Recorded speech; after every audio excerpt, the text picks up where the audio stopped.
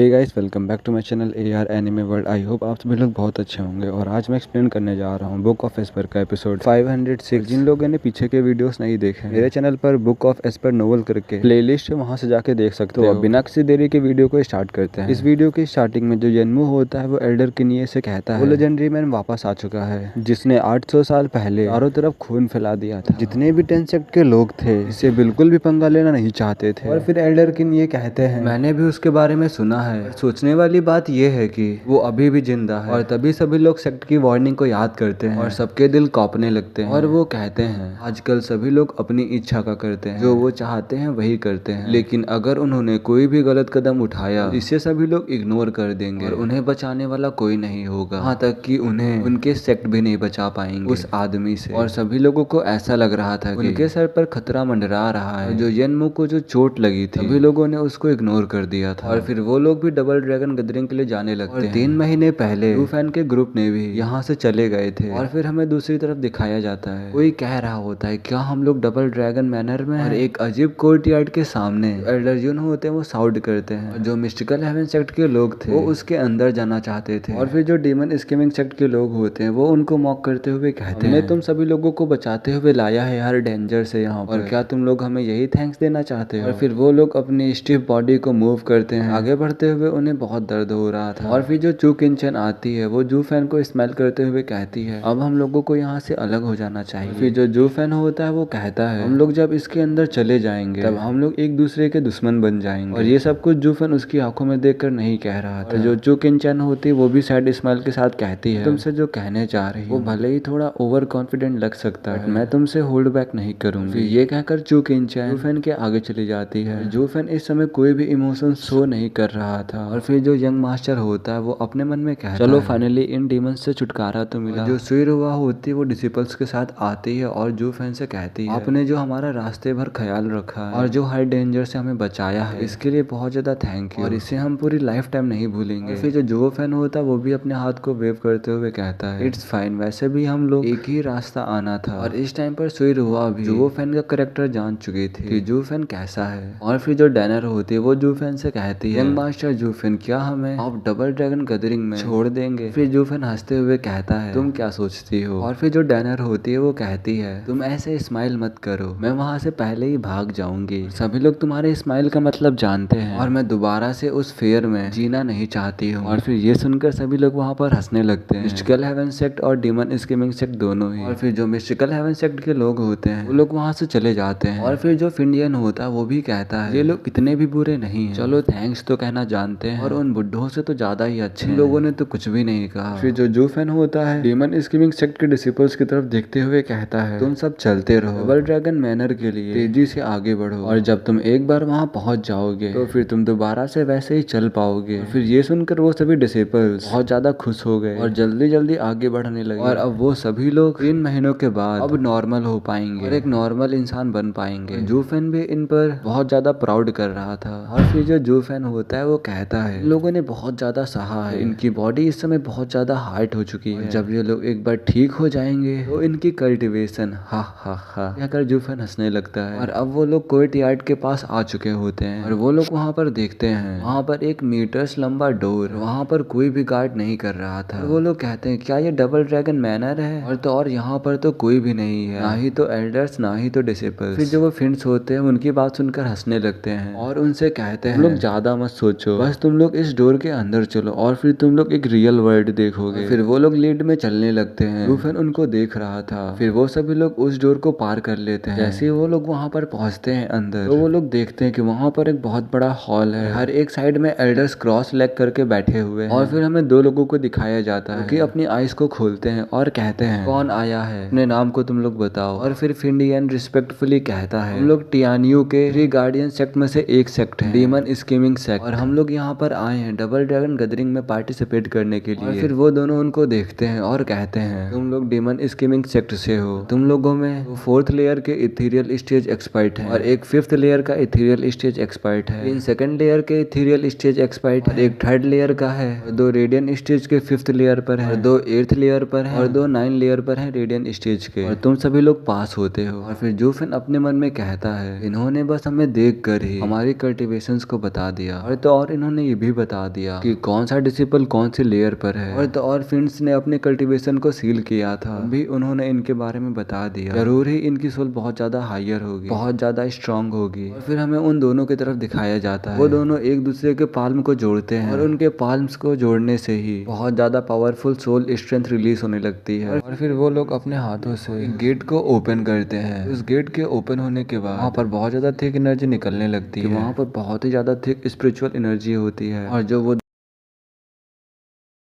वहाँ पर वो लोग देखते हैं बहुत बड़े बड़े पहाड़ों के आसपास बहुत घने फॉरेस्ट थे, झीलों के आसपास बर्ड्स डांस कर रही थी। और फिर वो लोग कहते हैं ये कोई हॉल नहीं है, ये तो एक नई ही दुनिया है। फिर वहाँ पर कोई कहता है जो डबल ड्रैगन मैनर है वो इस बैरियर के बिहाइंड है। फिर जूफेन जो होता है वो उन दोनों एल्डर्स को ग्रीट करता है और फिर जूफेन अपने ग्रुप के साथ उस बैरियर के अंदर चला जाता है। फिर जो फिंडियन होता है वो भी उन्हें ग्रीट करता है और वो उन एल्डर्स से कहते हैं, एल्डर्स क्या मैं आपसे एक बात पूछ सकता हूँ, हम लोग कौन से एक में हैं? Which one we are? तुम लोग सबसे लास्ट वाले में हो और अदर 8 भी यहाँ पर हैं मिस्टिकल हेवन सेक्ट के साथ। और मिस्टिकल हेवन सेक्ट भी कुछ समय पहले ही यहाँ आया है। फिर जो फिंडियन होता है वो कहता है क्या वो लोग यहाँ पर पहुंचे हैं सिर्फ और सिर्फ हमारी प्रोटेक्शन की वजह से। जब फिंडियन यहाँ से जाने लगता है उनमें से एक एल्डर उनके डिसिपल्स को देखते हुए फिंडियन से पूछता है क्या तुम्हारे डिसिपल्स ने ज़ॉम्बी पील को लिया है? फिंडियन ये सुनकर वहाँ पे खड़ा रह गया और वो उन एल्डर से पूछता है, एल्डर आखिरकार आपको इसके बारे में कैसे पता? फिर जब वो एल्डर्स होते हैं वो लोग कहते हैं लगता है कि डेमन स्किमिंग सेक्ट ने इस कंपटीशन के लिए लगता है सब कुछ अपना लगा दिया और ज़ॉम्बी पिल को यूज करना बहुत ही ज्यादा वंडरस है पर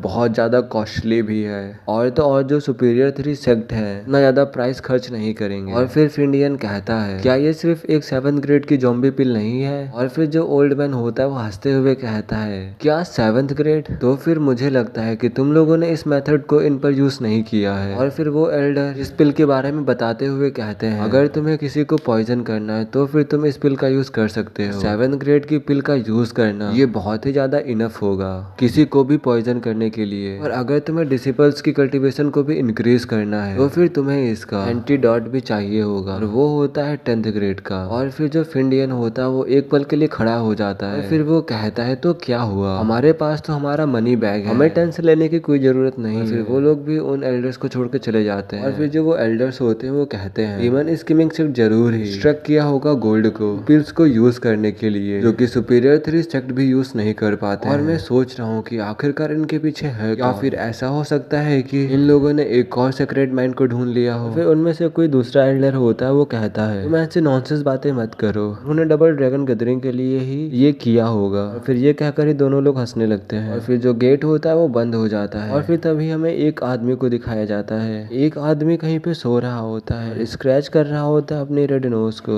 जो उसकी स्माइल थी वो एकदम पॉजिटिवली एविल थी। और फिर यहीं पे सीन कट हो जाता है और कोई कह रहा होता है डेमन स्किमिंग सेक्ट आप मुझे फॉलो कीजिए। ये सब कुछ वो झुकते हुए बोल रहा था सबको ग्रीट करते हुए और वो एक मिडिल एज मैन था। फिर वो लोग उस यूनिसन के सामने कहते हैं अरे इसकी कोई जरूरत नहीं है। वो लोग कहते हैं कोई भी इथेरियल स्टेज का एक्सपर्ट इस तरह से नहीं झुकता है। और फिर वो आदमी हंसते हुए कहता है सब कुछ ठीक है, मैं बस एक हम्बल यूजर हूँ और आप लोग यहाँ के ऑनर्ड गेस्ट हैं जिसे मुझे देखना होता है और प्लीज आप लोग इस रास्ते चलिए। और ये दोबारा से झुकते हुए ये कह रहा था और जो वो पूरा ग्रुप होता है डेमन स्किमिंग सेक्ट का वो भी उनके सामने झुकता है और उनको फॉलो करने लगते हैं। और फिर जो फिंडियन होता है वो कहता है तुम लोगों को देखने से ऐसा लगता है कि तुम लोगों ने अपने घर के बाहर कुछ देखा ही नहीं और ये डबल ड्रैगन मैनर है, यहाँ पर हर एक चीज रूल से होती है और यहाँ पर इथेरियल स्टेज के एक्सपर्ट सबसे वीकेस्ट होते हैं। अगर ये तुम्हें वेलकम करने नहीं आएंगे तो कौन आएगा? क्या वो दोनों यहाँ के लीडर्स? और जो डबल ड्रैगन मैनर है वो हेड है 10th सेक्ट का कि भरा हुआ है पावरफुल फिगर्स से, पावरफुल लोगों से भरा हुआ है। और फिर जूफेन कहता है और दूसरे वर्ड्स में कहा जाए डबल ड्रैगन मैनर सिर्फ देखता है पोटेंशियल को, उनकी कल्टीवेशन को नहीं देखता है। फिर जो फिंडियन होता है वो कहता है जूफेन तुम बहुत ज्यादा स्मार्ट हो, हाँ ये सिर्फ पोटेंशियल को देखते हैं और the ones they can race तो वो लोग बहुत ज्यादा आगे जाते हैं। और जो ये सेम एक्सपर्ट्स होते हैं डबल ड्रैगन गैदरिंग के और अगर ये प्लेस्ड किए जाते हैं आउटसाइड तो ये सिर्फ पहुंच पाते बोन टेम्परिंग या फिर प्रोफाउंड हेवन स्टेज तक। और ये डबल ड्रैगन गैदरिंग को आखिरकार किस लिए होल्ड करते हैं? सिर्फ टैलेंट्स को खोजने के लिए। तो इसीलिए तुम लोग अपने आप को कम मत समझो, और जब तुम एक बार इस प्लेस में एंटर कर जाओगे तो ये इम्प्रूवमेंट स्पीड तुम्हारे पास भी होगी। और ये सुन के जो क्विलिंग और भी जो लोग होते हैं उनकी आंखें चमक उठती हैं, और वो लोग अपने सपनों में एक अलग ही दुनिया बनाने लगते हैं। और फिर जो जू फैन होता है वो हंसते हुए ऊजर की तरफ पॉइंट करते हुए कहता है, फिंडियन तुम क्या सोचते हो कि तुम तुम्हारे होस्ट को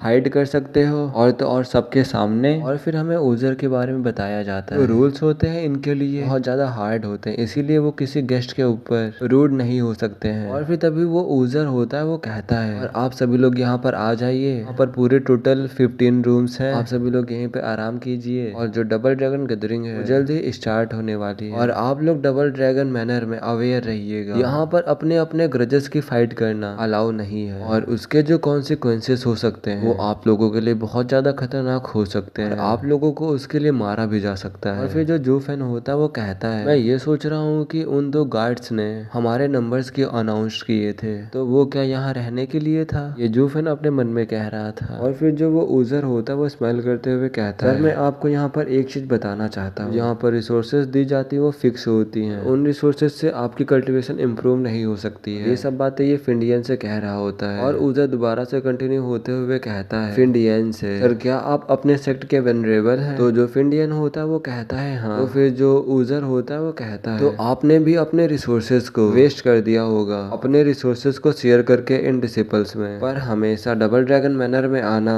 एक वरदान नहीं होता, और इसे कहते हैं पोटेंशियल सैचुरेशन। और थोड़ी सी और resources will only fatten you up a bit, थोड़ा सा और मोटा करेगा। और जो फिंडियन था उस समय ऊजर को ईगर और हेट्रेड से देख रहा था, और उस ऊजर के चेहरे पर एक स्माइल थी। इस समय जो फिंडियन का चेहरा था वो गिर चुका था। और फिर जो जू फैन होता है और वो अपने रूम को देखता है, जू फैन के लिए बहुत ज्यादा परफेक्ट और अच्छी प्लेस थी। और फिर जो ऊजर होता है वो कहता है, तो आप लोग अपना अपना रूम ले लीजिए, कुछ दिनों में डबल ड्रैगन गैदरिंग होने वाला है, तो मैं आप लोगों को उसके लिए लेने आ जाऊंगा। और फिर तभी वहाँ पर दो लोग आ जाते हैं, एक आदमी और एक बूढ़ा। वो लोग जब जू फैन और सभी लोगों को देखते हैं तो वो लोग उन्हें मॉक करते हुए कहते हैं, क्या तुम लोग डीमन स्कीमिंग सेक्ट से हो? हा हा हा। और फिर तभी जो जू फैन होता है वो कहता है, हाँ तो क्या हुआ? और फिर वो आदमी होता है वो कहता है, तुम लोगों में से लीडर कौन है? और फिर सभी लोग जू फैन को देखने लगते हैं। और फिर जो वो टफ गाय होता है वो कहता है, जो लीडर है वो थर्ड लेयर का रेडियन स्टेज कल्टिवेटर है, और बाकी सब लोग क्रिपल्ड है। हाँ, और क्या डीमन स्कीमिंग सेक्ट इतना नीचे गिर चुका है कि वो तुम जैसे फूल्स को भेज रहा है? और हमें भी पता है, और हमें जिसे देखने की जरूरत है वो सिर्फ मिस्टिकल हेवन सेक्ट है। जो डीमन स्कीमिंग सेक्ट के लोग थे वो लोग looking at him like a moron. और फिर जब वो टफ गाय होता है वो जू फैन से कहता है, लड़के क्या तुम्हें पता है आखिरकार तुम्हारे सेक्ट लीडर ने तुम्हें यहाँ क्यों भेजा है? क्योंकि हम लोग तुमको देखकर अपने हंसने के डेली डोज को कंप्लीट कर सके। और वो टफ गाय जू फैन के चेस्ट पे मारते हुए सारी बातें कर रहा था, जू फैन का मजाक उड़ाते हुए। और वो दोबारा से कहता है, और क्या मैं सही नहीं हूँ? क्योंकि मैं स्ट्रांग हूँ। और जो जू फैन था वो अभी भी शांत था। और फिर उसके बाद सुनने के बाद जू फैन अपने जूतों को हिलाने लगता है। और फिर तभी जो वो टफ गाय होता है जू फैन के चेस्ट में स्लैप करता है और चिल्लाते हुए कहता है, ऐसा इसलिए क्योंकि तुमने अपने इलाइट्स के साथ फ्लोर को साफ कर दिया है, और उन्होंने इलाइट्स के साथ किसी और को नहीं तुम्हें भेजा है। और तुम्हें सेक्ट को थैंक यू कहना चाहिए, उन्होंने तुम्हें वर्ल्ड को देखने का मौका दिया। और जो मेरा नाम है वो है हुई जियोंग, और मैं बीस्ट टीमिंग सेक्ट से हूँ, और अगर तुम लोग अपनी जान बचाना चाहते हो तो फिर तुम लोग यहाँ से वापस चले जाओ। और फिर जो जू फैन होता है वो चिल्लाते हुए कहता है, ओ तो क्या आप हमारे घर को नष्ट करने के लिए और इलाइट्स को दिन के उजाले में निकालने के लिए थैंक्स की उम्मीद कर रहे हैं? और यही रीजन है कि हमें डबल ड्रैगन गैदरिंग में आना पड़ा, और क्या ऐसा ही है? और फिर जो हुई जियोंग होता है वो जू फैन के चेस्ट में दोबारा से मारते हुए कहता है, मुझे तुम्हारे थैंक्स की कोई भी केयर नहीं है, और मैं तुमसे अग्र करता हूँ कि जब तुम स्टेज में आओ तो मुझसे हार मान लेना, और ये मत सोचना कि मैं इन क्रिपल्स पर एक सेकंड भी दया करूंगा। And your bro here is a man of principle. और फिर जो वो टफ गाय होता है वो अपने बालों को हिलाते हुए अपने अपोनेंट्स को ह्यूमिलेट करने के बाद वहां से चला जाता है। जब वो लोग वहां से चले गए थे तो फिर डीमन स्कीमिंग सेक्ट के जितने भी लोग होते हैं वो सभी हंसने लगते हैं। और फिर तभी जो जू फैन की आंखें होती हैं चमकने लगती हैं अजूरे फ्लेम से। और फिर जो जू फैन की बॉडी होती है वो अजूरे फ्लेम से कवर हो जाती है। और फिर जो पर्पल लाइटनिंग होती है वो भी फ्लिकर्ड होने लगती है, और उसके साथ ही में जो राइट आर्म होता है रेड कलर में चमकने लगता है। है और ये सब कुछ सिर्फ कुछ सेकंड के लिए था और बाकी सबको डराने के लिए इतना ही काफी था। और फिर जो फिंडियन होता है वो जूफेन से पूछता है क्या गलत हो गया, और फिर जो जूफेन होता है वो अपना सर हिलाते हुए कहता है मुझे नहीं पता, मुझे अभी ऐसा लगा कि मेरा दिल मेरे शरीर से बाहर आ जाएगा। और ये बहुत ही ज्यादा स्ट्रेंज था और आखिरकार अभी क्या हुआ था मुझे भी नहीं पता। और यहीं पर ये वाला एपिसोड खत्म होता है। तो फाइनली अब जूफेन लोग डबल ड्रैगन मैनर में पहुंच चुके हैं। जो डबल ड्रैगन गैदरिंग है वो भी कुछ दिनों में स्टार्ट होने वाली है। अब आगे देखते हैं कि क्या होता है। तब तक के तुम्हें वेट करना होगा नेक्स्ट एपिसोड के लिए। जिन लोगों ने सब्सक्राइब नहीं किया सब्सक्राइब कर दो, लाइक कर दो, शेयर कर दो। और अब मिलते हैं नेक्स्ट एपिसोड में, तब तक के लिए बाय बाय। जो कि 11 तारीख को 10 बजे तक आएगा। मैं भी रात को 1 या 2 बजे भी आ सकता है, पर मैं सजेस्ट करूंगा कि तुम लोग सुबह के 10 बजे तक ही वेट करना। तो अब bye bye. Hey guys, welcome back to my channel AR anime world. I hope आप सभी लोग बहुत अच्छे होंगे। और आज मैं एक्सप्लेन करने जा रहा हूँ बुक ऑफ एस्पर का एपिसोड 507। और जिन लोगों ने पिछला एपिसोड नहीं देखा है तो मैं उसकी लिंक डिस्क्रिप्शन में दे दूंगा, तो वहाँ से जाके देख सकते हो। जिन लोगों ने चैनल को सब्सक्राइब नहीं किया सब्सक्राइब कर लो, लाइक कर दो, शेयर कर दो। तो बिना किसी देरी के वीडियो को स्टार्ट करते हैं। तो इस एपिसोड के स्टार्टिंग में जूफेन कहता है मुझे नहीं पता कि मेरे साथ अभी क्या हुआ था, और जस्ट मुझे अभी ऐसा फील हुआ कि मेरा दिल बहुत तेजी से धड़क रहा है और पता नहीं ये क्या था, ये बहुत ज्यादा ही स्ट्रेंज था। और फिर यहीं पे सीन कट हो जाता है। फिर हमें एक कोर्ट यार्ड का सीन दिखाया जाता है। वहाँ पर एक हैंडसम यूथ खड़ा होता है और उसने ब्लू कलर का रोब पहना था। वो आदमी किसी से कहता है ये जगह इतनी भी बुरी नहीं है, जहाँ पर हम लोग ट्रेनिंग करते थे उससे तो बहुत ही अच्छी है। और फिर हमें एक और यूथ को दिखाया जाता है जो कि ग्रे कलर के कपड़े पहने हुए था। और फिर ये आदमी कहता है मेरा तो यहाँ पर सोने का मन कर रहा है। और फिर जो ब्लू क्लोथ्स वाला बंदा था वो कहता है क्या तुम हमेशा ऐसे लेजी रहना चाहते हो, और ये एक लाइफ है और तुम जैसे फ्रीक लोफर मुझे रिप्लेस करना चाहते हैं वेस्टर्न लैंड के बेस्ट टैलेंट को, और वो भी इस कंपटीशन में। मैं इस पर कैसे ही विश्वास करूं। और फिर जो ग्रे क्लोथ्स वाला बंदा होता है वो कहता है बड़े भाई आप परेशान मत हो, मैं आपसे फाइट नहीं करूंगा। और फिर ये कहकर उसकी बॉडी से बहुत बड़ा एक्सप्लोजन होता है और उसके आसपास जितने भी फर्नीचर्स वगैरह रखे थे सब राख में बदल जाते हैं। और फिर जो पहला आदमी होता है वो कहता है अब क्या गलत हो गया। फिर जो ग्रे क्लॉथ वाला जूनियर ब्रदर होता है वो कहता है मुझे नहीं पता कि अभी क्या हुआ, और मुझे जस्ट ऐसा फील हुआ कि मेरा ओल्ड एनिमी यहीं कहीं आसपास है। और फिर यहीं पे सीन कट होता है। हमें फिंड गोई को दिखाया जाता है। वो कहता है जूफेन क्या हुआ और क्या तुम ठीक हो। इस समय सभी लोग बहुत ज्यादा नर्वस थे और चिंता के साथ जूफेन को देख रहे थे। और फिर तभी जो जूफेन होता वो एक लंबी सी सांस लेते हुए कहता है कुछ भी नहीं, बस कुछ फील हुआ था और ऐसा लगता है कि डबल ड्रैगन गैदरिंग हम लोगों के लिए इजी नहीं होने वाला है। और फिर जो फिंडियन होता है वो कहता है मुझे नहीं पता कि अभी तुम्हारे साथ क्या हुआ, पर तुम मुझे बता सकते हो। और जो डबल ड्रैगन गैदरिंग है इसमें वेस्टर्न लैंड के ग्रेटेस्ट पावर आते हैं, और अगर ये इजी होगा तो बहुत ज्यादा ही स्ट्रेंज होगा। और यहाँ पर कोई भी नहीं, इवन सुपीरियर 3 सेक्ट भी नहीं अपने गोल्स को इजिली अचीव नहीं कर पाते हैं। और फिर फिंडियन हंसते हुए जूफेन के शोल्डर पर हाथ रखते हुए कहता है तुमने जो हमारे सेक्ट के लिए किया है हम लोग उसके लिए बहुत ज्यादा थैंकफुल हैं, पर अपने आप के ऊपर इतना प्रेशर मत डालो। और ये तुमने ही कहा था कि तुम हमारे सेक्ट को सुपीरियर 3 सेक्ट में लेकर जाओगे, पर ये हम लोगों ने नहीं कहा था, तो इसीलिए ज्यादा चिंता मत करो। और फिर जो जूफेन होता वो भी कहता है इससे सुपीरियर 3 सेक्ट से कुछ भी लेना देना नहीं है, और इसके लिए मेरे ढीले मुंह को दोस्तों। और फिर जो फिंडियन होता वो दोबारा से जूफेन का शोल्डर हार्डली बीट करते हुए कहता है हा हा हा ऐसा मत बोलो, और ये यंग लोगों के लिए अच्छा होता है बड़े बड़े सपने देखना। और इस समय जूफेन की स्माइल बहुत ज्यादा बाइटर थी।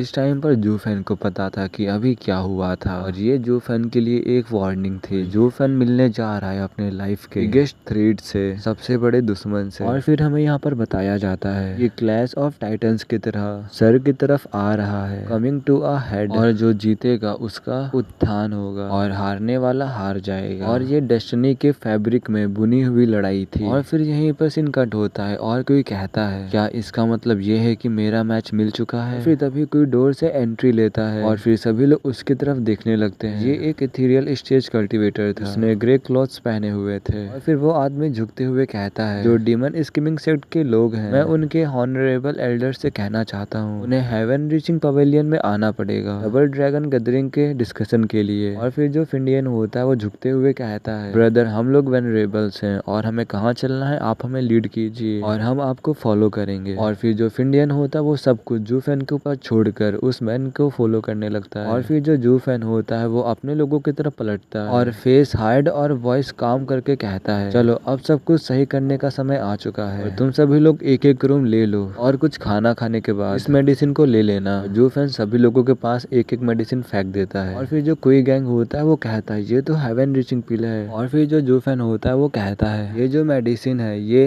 हील करती है मेरिडियंस को और रिन्यू करती है लाइफ को, बट ये ज़ॉम्बी पिल का एंटीडोट भी है और इसको लेने से बॉडी ट्रांसफॉर्म हो जाती है। और फिर कोई गैंग जू फैन से पूछता है, और मास्टर आपने कहा था इसका सिर्फ एक बार ही यूज होता है और इसे दोबारा नहीं ले सकते हैं। फिर जो जू फैन होता है वो कहता है इसका इफेक्ट सिर्फ एक ही बार काम करता है और ये पॉइजन को रिमूव कर सकता है। इस बार जो तुम्हारा प्रोग्रेस होगा वो भी बहुत कम होगा, ना कि पहले हुआ था उससे बहुत कम होगा। सभी लोग जू फैन की बात सुनकर सर हिलाते हैं। फिर वो लोग उस पिल को लेके सभी लोग अपने अपने चैम्बर्स में चले जाते हैं और फिर जो जू फैन होता है डिफेंसिव एरे को सेटअप कर देता है। और फिर तभी वहाँ पर नॉक करने की आवाज आती है और ये आवाज दरवाजे से आई थी जैसे कि पहले आई थी। और फिर जो जू फैन होता है वो कहता है जो वेनरेबल्स है वो लोग यहाँ से जा चुके हैं हेवन रीचिंग पवेलियन के लिए। और फिर जब जू फैन वहाँ पर देखता है तो वहाँ पर कोई भी लड़का नहीं खड़ा होता है उस डोर पर और वहाँ पर दो वुमेन खड़ी होती हैं। वो लोग जू फैन को देख के स्माइल कर रही होती हैं। और फिर जो जू फैन होता है उन्हें देखकर कहता है सॉन्गर योंगनिंग तुम लोग यहाँ पे क्या कर रहे हो, और अब तुम लोग ये मत कहना कि तुम लोग भी डबल ड्रैगन गैदरिंग को ज्वाइन करने के लिए आए हो यहाँ पर। ये सुनकर वो दोनों हंसने लगती हैं। और फिर जो योंगनिंग होती है वो कहती है हम लोग तुम्हारे जैसे नहीं हैं जो कि जंकी की तरह फाइट करता हो, और सिर्फ हम लोग यहाँ पर देखने के लिए आए हैं। फिर जो जू फैन होता है वो कहता है क्या देखने के लिए। और फिर जो सॉन्गर होती है वो कहती है जो डबल ड्रैगन गैदरिंग है वो डिसाइड करेगा पोजीशन ऑफ 9 सेक्ट और उनके रिसोर्सेज और उनकी टेरिटरी को डिसाइड करेंगे और हर एक नेशन से सेंड किया जाता है एक डेलीगेशन को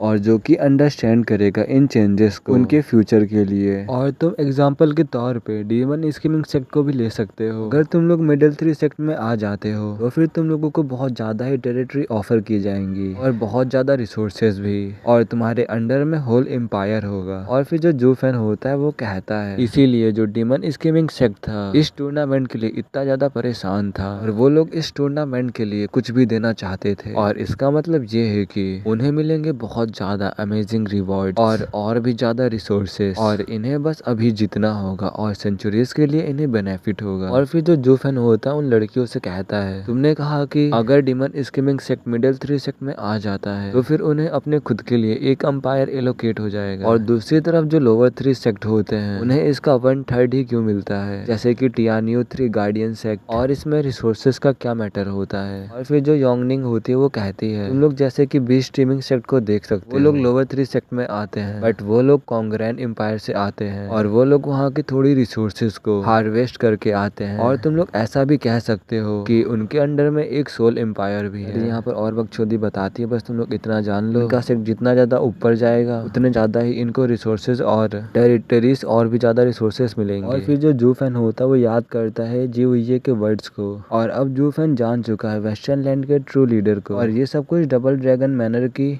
टैक्टिक्स है वेस्टर्न लैंड की स्ट्रेंथ को बढ़ाने के लिए। और फिर उन तीनों लोगों के पास किसी की आवाज आती है और वो उनसे कहता है कौन ही सोच सकता है कि डबल ड्रैगन गैदरिंग क्या कर सकता है। जब जू फैन देखता है तो वहाँ पर एक टेबल पर एक फेमिलियर इंसान बैठा होता है और जो उसकी नोज होती है वो रेड होती है और इसके हाथ में बियर की बोतल होती है। फिर जू फैन उससे कहता है सीनियर क्या आप भी डबल ड्रैगन मैनर से हो, और जो वो आदमी था वो बहुत ज्यादा स्ट्रॉन्ग था। तो और जू फैन भी नहीं जान पाया था कि वो आदमी कब यहाँ पर आ चुका है, इनकी बातों को कब से सुन रहा है, और अगर वो ओल्ड मैन चाहे इन्हें आसानी से मार सकता है, उसे ज्यादा मेहनत करना भी नहीं पड़ेगा। और फिर वो शराबी आदमी होता है वो हंसते हुए कहता है डबल ड्रैगन मैनर हा हा हा दैट वाज बिफोर, मतलब जो डबल ड्रैगन मैनर था वो पहले था। और जब जू फैन लोग को सुनते हैं तो वो लोग कहते हैं क्या पहले, और क्या ये एक एग्जाइल्ड डिसिपल है, पर लेकिन ये अंदर कैसे आया। और जू फैन भी इस समय क्वेश्चन से भरा हुआ था। और फिर वो शराबी हंसते हुए कहता है हा हा हा उन्होंने मुझे रोकने की कोशिश की थी पर वो सब कुछ काम नहीं आया, और ऐसी कोई जगह नहीं जहां मैं पहुंच ना सकूं। और ये सुनकर जू फैन को झटका लगा, और यहाँ तक कि वो उसे सम्मान भी दे रहा था पर वो और किसी चीज से भी ज्यादा वो अलर्ट भी था।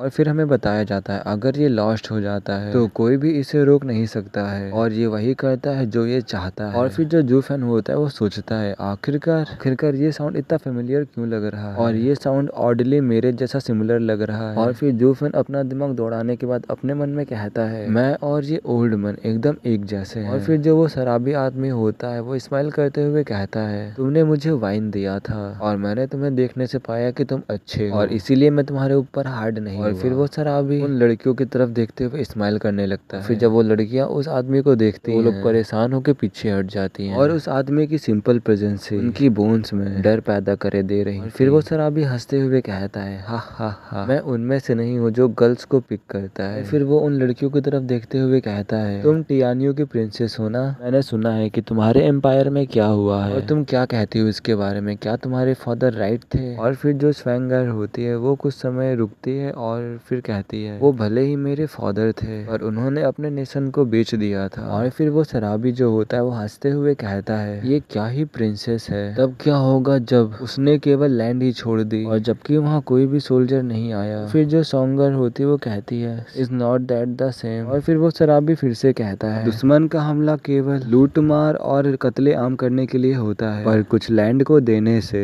ये सब कुछ नहीं होता है। और फिर भी जमीन शाही परिवार की है और आम आदमी का इसमें कोई भी हिस्सा नहीं और मास्टर के बिना कॉमन पीपल को अपने मास्टर के लिए कड़ी मेहनत करनी पड़ेगी। और क्या अब तुम्हें इसमें कुछ अंतर दिखा, और जीते या हारे वहाँ की जनता को सेम ही भुगतना पड़ेगा। और ऐसा कहा जा रहा है कि डबल ड्रैगन मैनर सेक्ट और यहाँ तक कि एम्पायर ये सब कैटल को रेज करने के लिए कर रहे हैं ताकि वो अपने थके हुए शरीर से खून और मजा चूस सके। और जो वो तीनों लोग थे जूफिन और दोनों लड़कियां वो तीनों लोग एक दूसरे की ओर देखने लगते हैं ये सुनकर। और फिर तभी जो जुओ फैन होता है वो कहता है जो डबल ड्रैगन मैनर है वो ऑफर करता है stability of western land powers and guarantees growth. और कोई कह सकता है क्या ये प्रतिभा का एक नमूना है, और क्या इन्वेडर्स की वजह से वेस्टर्न लैंड कमजोर नहीं हो जाएगी और तब लोगों का भाग्य इससे भी बदतर होगा। और फिर जो वो शराबी होता है वो चिल्लाते हुए कहता है बुलशिट, ये एक एक्सक्यूज से ज्यादा कुछ भी नहीं है, ये लोग इसके बाद सिर्फ गार्ड करेंगे सेक्रेड माइंस को। और ये लोग ऐसे ही इन सब चीजों के बारे में और बातें करते हैं। फिर जो शराबी आदमी होता है अपने हाथों को फ्लिक करता है और फिर कहता है सॉरी मैं अपने आप को भूल गया था, हर समय मैं इसके बारे में ही बात करता रहता हूँ, मुझे इससे छुटकारा पाना है और मैं अभी सोच रहा हूँ वेस्टर्न लैंड के बेस्ट के बारे में और एक हार्ड और हैवी कॉन्फ्लिक्ट के साथ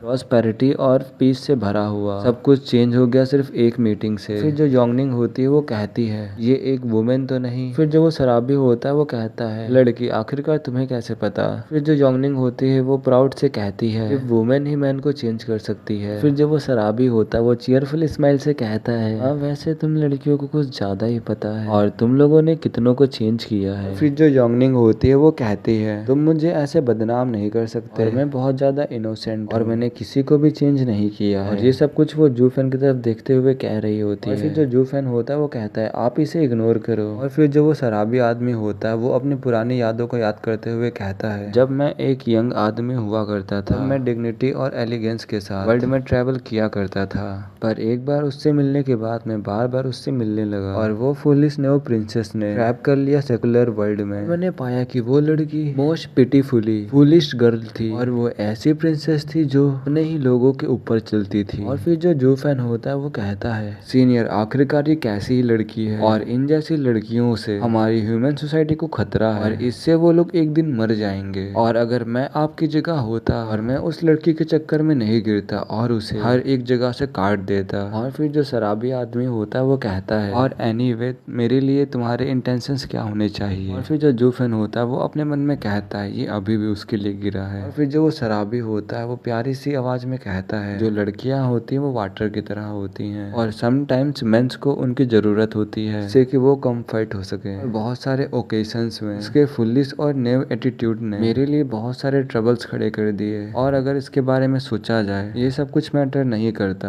और ये मेरी फॉल्ट भी नहीं है और मैं बहुत ज्यादा ऑसम था, मैं ये सोचता था कि वो मेरे लिए बर्डन है। और फिर उस शराबी को रियलाइज होता है कि जो उसकी जितनी भी पावर है वो लिमिट तक आ चुकी है और वो फाइट करना चाहता था उन स्कीमिंग गेजर से जिनसे वो अभी तक नहीं कर पाया था। और उस शराबी की जो आंखें होती हैं वो खून से भर जाती हैं और वो बताता है कि इस साल उसके नेबरिंग किंगडम ने उस लड़की के होमलैंड फैन पर अटैक किया था और ये अपने पीछे की स्टोरी बताता है क्या हुआ था, तो वो मत ही जानो। और अगर मैं उसको बताने लगा तो अगला एपिसोड भी वो बताने में चला जाएगा। तो फिर जो ये शराबी होता है जूफेन से बात करके चला जाता है और फिर कोई कहता है क्या 3 डेज में, मे भी शायद 3 दिनों में डबल ड्रैगन गैदरिंग स्टार्ट होने वाली है। ये फिंच ने जूफेन को बताया था और अब फिंच और जूफेन की आई सिर्फ डोर पर थी जिसमें डिसिपल्स थे। और फिर जो जूफेन होता है वो कहता है वो लोग थोड़े बिजी हैं, क्या आप लोग थोड़ी देर के लिए रुक नहीं सकते, और हमारे पास समय की काफी कमी है। और फिर जो फिंडियन होता है वो गुस्से से कहता है तुम चाहते हो कि हम 3 छोटे लोग योग्य लोगों से भरे कमरे का मन बदल दें,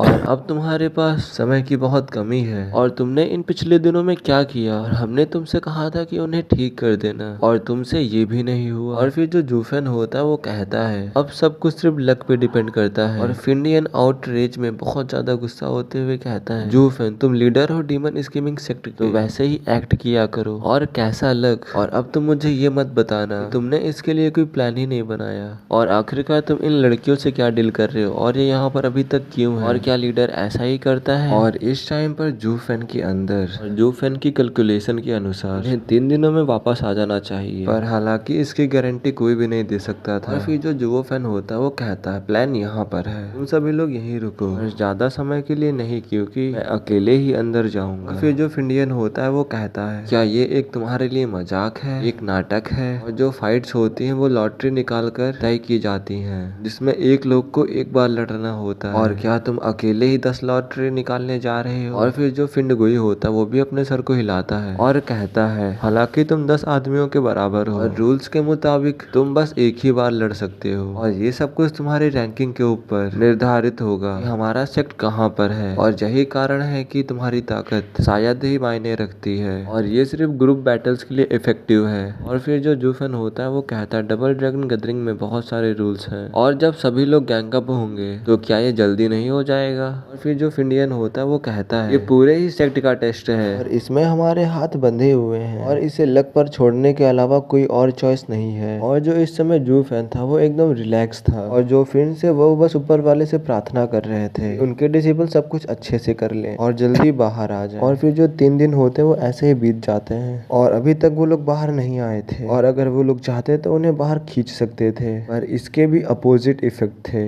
यहाँ तक कि उनकी जो प्रोग्रेस होगी वो भी कम हो जाएगी। और फिर दरवाजे पे नॉक होता है और फिर उन्हें एक बहुत फेमिलियर साउंड सुनाई देता है। वो दरवाजे पे नॉक करने के बाद कहता है डीमन स्कीमिंग सेक्ट जो डबल ड्रैगन गैदरिंग है वो स्टार्ट हो चुका है और वहाँ पर आप लोग प्रेजेंट नहीं थे, तो एल्डर्स ने हमें आपको बुलाने के लिए भेजा है। और फिर जो फिंडियन होता है अब जूफेन की तरफ देखते हुए कहता है अब हम लोग क्या करेंगे। फिर जो इन्हें बुलाने आया था वो कहता है क्या हम लोग चले अब। और फिर वो लोग वहाँ से जाने लगते हैं, और जो इन्हें बुलाने आया था वो कहता है मैंने कायरो की अच्छी खासी संख्या देखी पर आप लोग अलग ही नस्ल हो, स्टेज पर आने से पहले ही आप लोग बीमार हो गए, और वैसे भी आप लोग यहाँ पर किस लिए आए हैं। और जो फिंडियन था वो सिर्फ इस समय जूफेन को देख रहा था, और फिंडियन कहता है बेवकूफ लड़के ये सिर्फ तुम्हारी वजह से हुआ है, और हमें आज सिर्फ तुम्हारी वजह से इतनी ह्यूमिलिएशन सहनी पड़ रही है, और अब सिर्फ सब कुछ तुम्हारे ऊपर है, और बेहतर यही होगा कि हमारी डिग्निटी वापस लाओ वरना तुम्हारा सर। और जो ये वाला एपिसोड होता है यहीं पे ख़त्म होता है। और जिन लोगों ने चैनल को सब्सक्राइब नहीं किया सब्सक्राइब कर लो, लाइक कर दो, शेयर कर दो। और जो अब नेक्स्ट एपिसोड है वो कल सुबह 10 बजे आएगा, तो अब मिलते हैं नेक्स्ट एपिसोड में, तब तक के लिए bye bye. Hey guys, welcome back to my channel AR anime world. I hope आप सभी लोग बहुत अच्छे होंगे, और आज मैं एक्सप्लेन करने जा रहा हूँ बुक ऑफ एस्पर का एपिसोड 508। और जिन लोगों ने पिछला एपिसोड नहीं देखा है तो मैं उसके लिंक डिस्क्रिप्शन में दे दूंगा, तो वहाँ से जाके देख सकते हो। और जिन लोगों ने चैनल को सब्सक्राइब नहीं किया तो प्लीज़ सब्सक्राइब कर दो, और बिना किसी देरी के वीडियो को स्टार्ट करते हैं। एपिसोड के स्टार्टिंग में जो फिंडियन वगैरह होते हैं वो लोग चले जाते हैं डबल ड्रैगन गैदरिंग के लिए, क्योंकि उन्हें एल्डर्स बुला रहे थे, और जो जूफेन था वो यहीं पे खड़ा था और इन बंद हुए दरवाजों को देख रहा था। और फिर तभी एक दरवाजे से बहुत तेज आवाज आती है, फिर जूफेन कहता है कि चेंगलॉन। हाँ, और फिर बारी बारी सभी कमरों से आवाज आने लगती है, और उसे देखकर जो जूफेन होता है वो भी मुस्कुराने लगता है। फिर जो जूफेन होता है वो कहता है आखिरकार अब ये अपने सेल्स से बाहर आ रहे हैं, और अब मेरी सुंदरियों आसमान में उड़ो, हा हा हा। और फिर यहीं पे सीन कट होता है, और फिर हमें एक बहुत बड़े स्टेज को दिखाया जाता है जिसके अराउंड बहुत सारी सीट्स लगी हुई थी, और सभी लोग सेक्ट्स की पावर को देखने के लिए वहां पर आए थे। और जो योंगनिंग और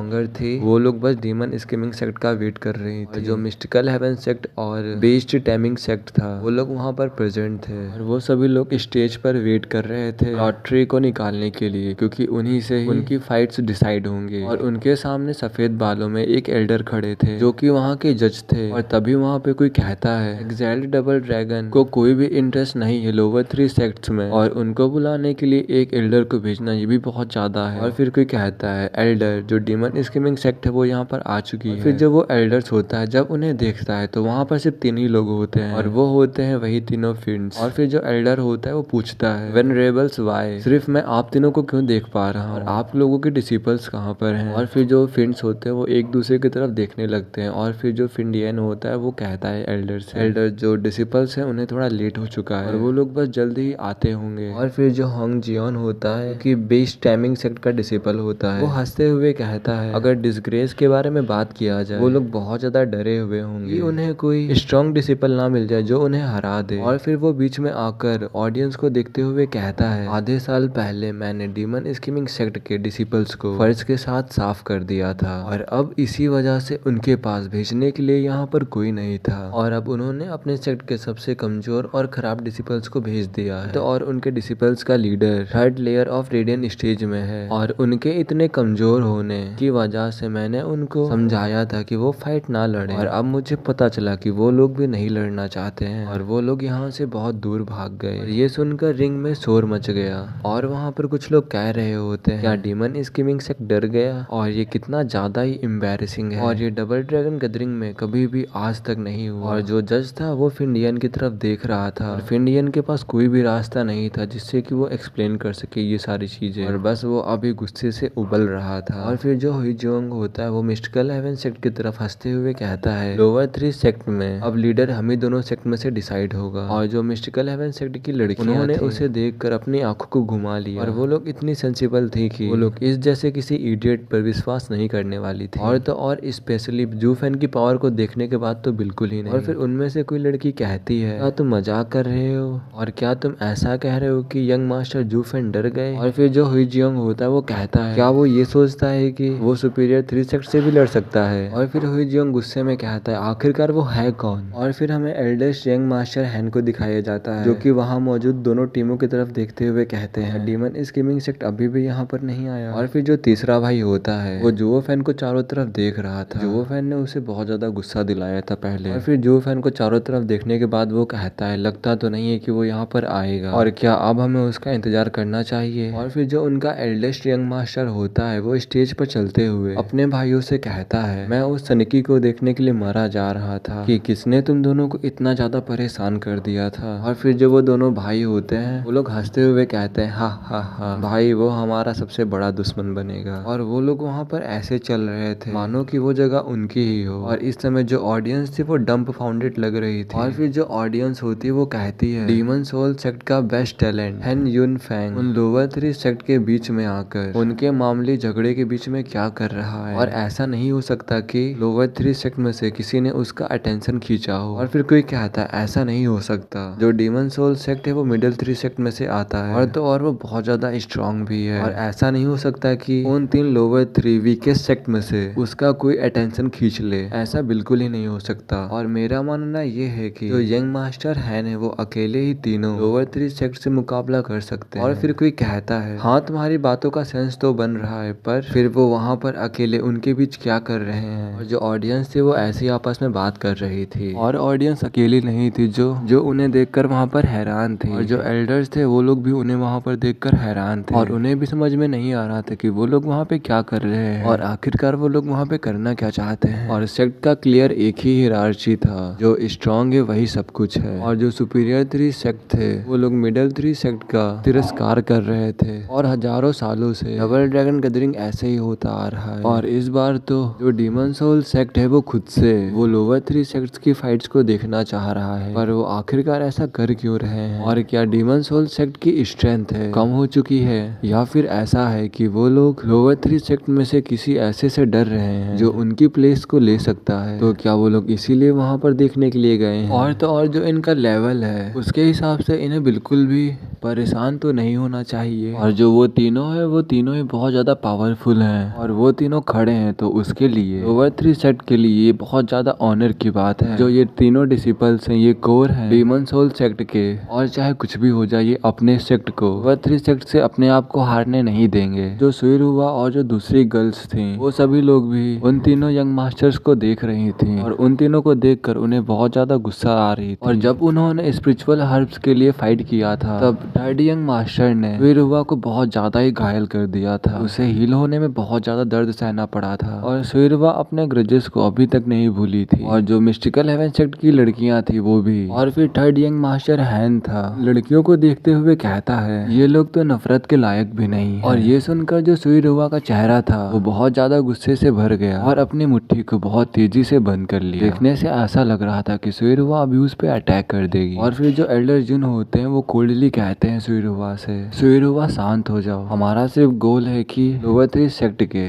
नॉट द मिडिल 3 सेक्ट, और अब तुम कुछ ऐसा सीन मत खड़ा करो। और फिर कोई कहता है क्या तुम इतने कॉन्फिडेंट हो कि तुम्हारा सेक्ट हेड बन सकता है लोअर 3 सेक्ट का। और जो सुइरुवा थी वो तो अभी शांत हो चुकी थी एल्डर की बातों को सुनकर। और फिर जो एल्डर होते वो मेंशन करते हैं 3 महीने पहले क्या हुआ था, और वो रिकॉल करते हैं जूफेन के ब्रूटल पावर को। और फिर जो एल्डर जुन होते हैं वो खांसते हुए कहते हैं उफ सॉरी, सेकंड प्लेस भी इतनी खराब नहीं है और तुम सभी लोग अपना बेस्ट देना। और फिर जो हुई जियोंग होता है वो हंसते हुए कहता है सही है कि तुम्हें तुम्हारी लिमिट्स पता है, और तुम्हें ये भी अच्छे से पता है कि जो हेड होगा लोअर 3 सेक्ट का वो बीस्ट टाइमिंग सेक्ट होगा। और सुइरुवा को इस समय वो एक बेवकूफ से कम नहीं लग रहा था। और फिर तभी वहाँ पर रेड फ्लैश जैसे आता है, और जो वहाँ का टेम्परेचर होता है वो राइस होने लगता है, और वहाँ पर एक लाल बालों वाला लड़का अपीयर होता है। वो हैन ब्रदर्स के 100 मीटर्स की दूरी पर खड़ा होता है, और उसकी भी कोल्ड आइस स्टेज को ही देख रही थी। और फिर वो कहता है क्या वो फ्रीक यहाँ पर अभी तक नहीं आया। और ये सुपीरियर 3 सेक्ट में से हीलियम फ्लेम्स का बेस्ट टैलेंट येन मू था,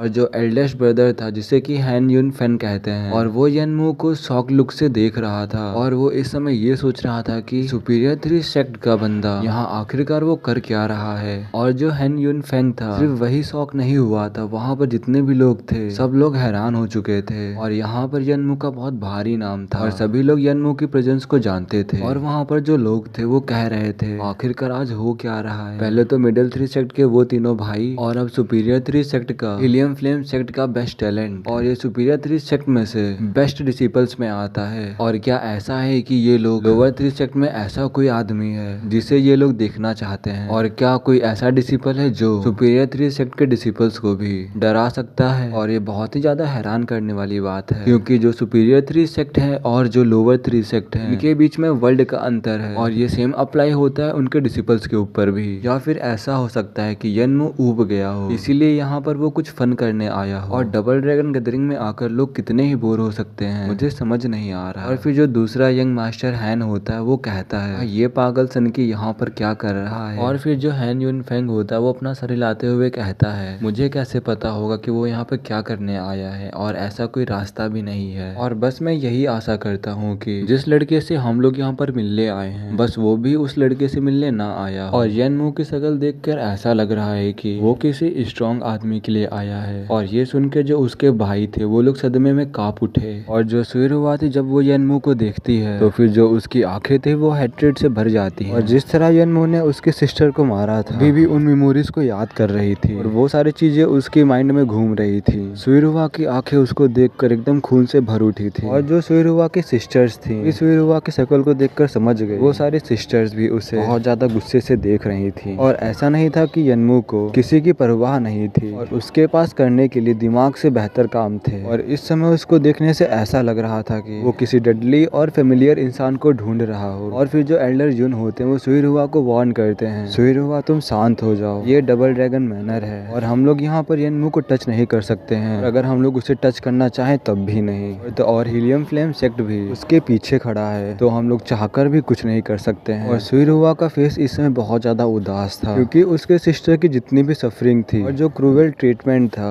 वो उससे बहुत ज्यादा उदास थी। और बस वो इस समय यनमू से अपना बदला लेना चाहती थी, पर वो ऐसा बिल्कुल भी नहीं कर सकती थी। उसकी बहन की सफरिंग और उसकी बहन का क्रूवल ट्रीटमेंट मानो कि कुछ भी नहीं था। और इस समय सुइरुवा ने अपनी मुट्ठी को इतनी तेज बंद किए थी जिससे कि जो उसके नेल्स थे उसकी हथेली पर गड़ चुके थे और उसके हाथ से खून निकलने लगा था। और सुइरुवा इस समय हेल्पलेस और फुटाइल फील कर रही थी। और तो और जो हुई जियोंग था भी पीछे हट चुका था येनमू के आने से। और फिर वो अपने मास्टर से कहता है, मास्टर क्या आपने देखा, जो येनमू है वो मुझे देखने के लिए आया है। और जो हुई जियोंग था वो पहले भी ऐसे बातें कर रहा था, जो वो तीनों हैन ब्रदर्स हैं वो इसको देखने के लिए आए हैं। हैन ब्रदर्स ने भी इसे इग्नोर कर दिया था, बट जो थर्ड ब्रदर था उसने अपने एल्डेस्ट भाई से कहा था हम लोग अभी से मजा चखा सकते हैं। तो फिर उसके एल्डेस्ट भाई ने बोला था कि अभी रहने दो, मैंने इसके लिए कुछ अच्छा प्राइस रिवॉर्ड रखा है जो कि इसे जल्द ही मिलने वाला है। फिर जो हुई जियोंग का मास्टर होता है जिसे कि एल्डर लू कहते हैं, वो भी इस समय गलत फहमी में था और वो अपने डिसिपल से कहता है ये जो अटेंशन है वो डेंजरस है,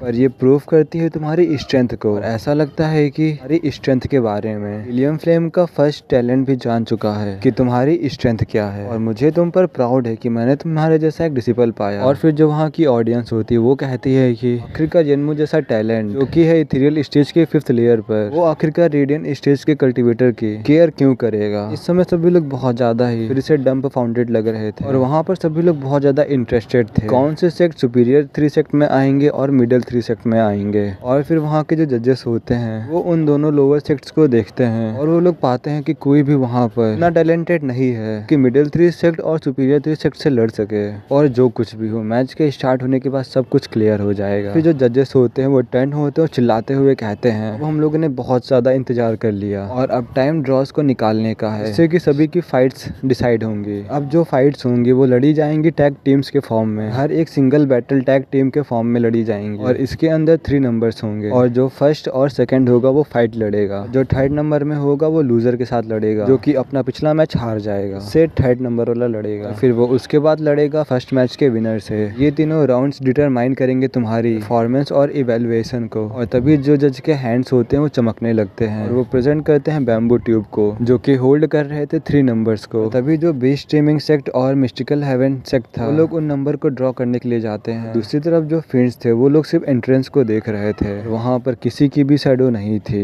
ना ही जूफेन और ना ही तो कोई और लोग। और फिर जो वो लोग होते हैं वो एल्डर से कहते हैं एल्डर जो हमारे लोग हैं वो लेट हो चुके हैं, क्या हम लोग थोड़ा और वेट नहीं कर सकते हैं। फिर जो एल्डर होता है वो कहता है अब जो टाइम है वो खत्म हो चुका है और अब तुम्हारे लिए कोई भी वेट नहीं करेगा, अब तुम लोग जल्दी और अपने ड्रॉ को निकालो आके। और अगर तुम अभी ड्रॉ को निकाल लेते हो तो शायद तुम थोड़े लकी हो सकते हो, तुम्हें थर्ड नंबर को निकालने के बाद तुम्हें थोड़ा टाइम मिल सकता है। इस टाइम पर जो फिंडियन था वो नंबर को निकालना नहीं चाहता था, बस इस समय जूफेन का वेट कर रहा था और अपने डिसिपल्स के लिए थोड़ा सा और टाइम निकालने की कोशिश कर रहा था। इस टाइम पर जो फिंडियन का माइंड था उसके माइंड में बस जूफेन के बारे में सीधी सीधी बातें आ रही थी। वो अपने मन में कह रहा था कि मास्टर जूफेन आखिरकार कहाँ रह गया, वो आखिरकार यहाँ पर आने में इतनी देर क्यों हो रही है, अब तो टूर्नामेंट भी स्टार्ट होने वाला है। पर वो अब कुछ कर भी नहीं सकता था, इसीलिए वो अपने ड्रॉ को निकालने के लिए आगे जाता है और वो निकालने से पहले एल्डर लू और एल्डर युन की तरफ देखता है। वो लोग कुछ भी रिस्पॉन्स नहीं दे रहे थे, जो एल्डर यन थे वो भी कुछ नहीं कर सकते थे क्योंकि उनको पता था अगर वो लड़का आ गया तो फिर उसका सेक्ट भी सबसे पीछे हो जाएगा। वो इसीलिए अपने सेक्ट को नीचे नहीं गिराना चाहते थे, वो इसीलिए कुछ भी नहीं कर सकते थे। फिर जो फिंडियन होता है वो भी अपने नंबर को ड्रॉ कर लेता है, जब वो उस नंबर को देखता है तो वो बहुत ज्यादा ही उदास हो जाता है। जब सभी लोग पूछते हैं कि तुम्हारा कौन सा नंबर आया और फिर जो फिंडियन होता है वो कहता है पहला नंबर आया। ये सुनकर सभी लोग वहाँ पर हंसने लगते हैं, जो अपोनेंट्स के एल्डर्स होते हैं वो भी हंसने लगते हैं फिंडियन के लक के ऊपर कि इसका लक कितना बुरा है। अब जो फिंड था कुछ भी नहीं कर सकता था, बस वो इस समय यही मना रहा था कि जूफेन इस टाइम पर आ जाए और उनकी रिस्पेक्ट को दोबारा से बना सके और जितनी भी ह्यूमिलेशन है उसका बदला ले सके। बट अफसोस अभी भी जूफेन नहीं आया था और अब जब उसके पास कोई भी चारा नहीं बचा था, वो लोग भी फिंडियन की मदद नहीं कर सकते थे। इस टाइम पर जो फिंडियन था वो बस मिस्टिकल हेवन सेक्ट की तरफ देख रहा था, उनके एल्डर्स और डिसिपल्स की तरफ। और अगर मिस्टिकल हेवन सेक्ट पहले फाइट कर लेता है ह्यूमन स्कीमिंग सेक्ट की जगह तो फिर जूफेन के ग्रुप को थोड़ा टाइम मिल सकता है कि वो लोग यहाँ पर आ सके। फिर तभी जो सुईर हुआ होती है वो आगे बढ़ के कहती है लोग बीस्ट टाइमिंग सेक्ट से पहले लड़ेंगे। और जो सुईर हुआ थी वो बस इस टाइम पर जूफेन ने उसके लिए जो कुछ भी किया था उसको वापस करना चाहती थी। ये सुनकर वहाँ पर जितने लोग थे सभी लोग हैरान हो चुके थे। सभी लोग कह रहे थे कि क्या मिस्टिकल हेवन सेक्ट अपने आप को नीचे रखना चाहता है, क्या वो इसका फायदा नहीं उठाना चाहता है। फिर जो एल्डर जुन होते हैं वो भी सुईरुवा से कहते हैं सुईरुवा यही हमारे पास मौका है, हम लोग लीड कर सकते हैं वर्ड 3 सेक्ट को, इसीलिए बेवकूफी बंद करो और वापस आ जाओ। और फिर जो एल्डर जुन होते हैं वो जज से भी माफी मांगते हैं, एल्डर ये लड़की ना समझ है, इसे कोई भी अकल नहीं है और प्लीज आप इसकी बातों को इग्नोर कीजिएगा। और एल्डर जुन इस समय ये इसलिए कर रहे थे कि अगर ये पहले फाइट करेंगे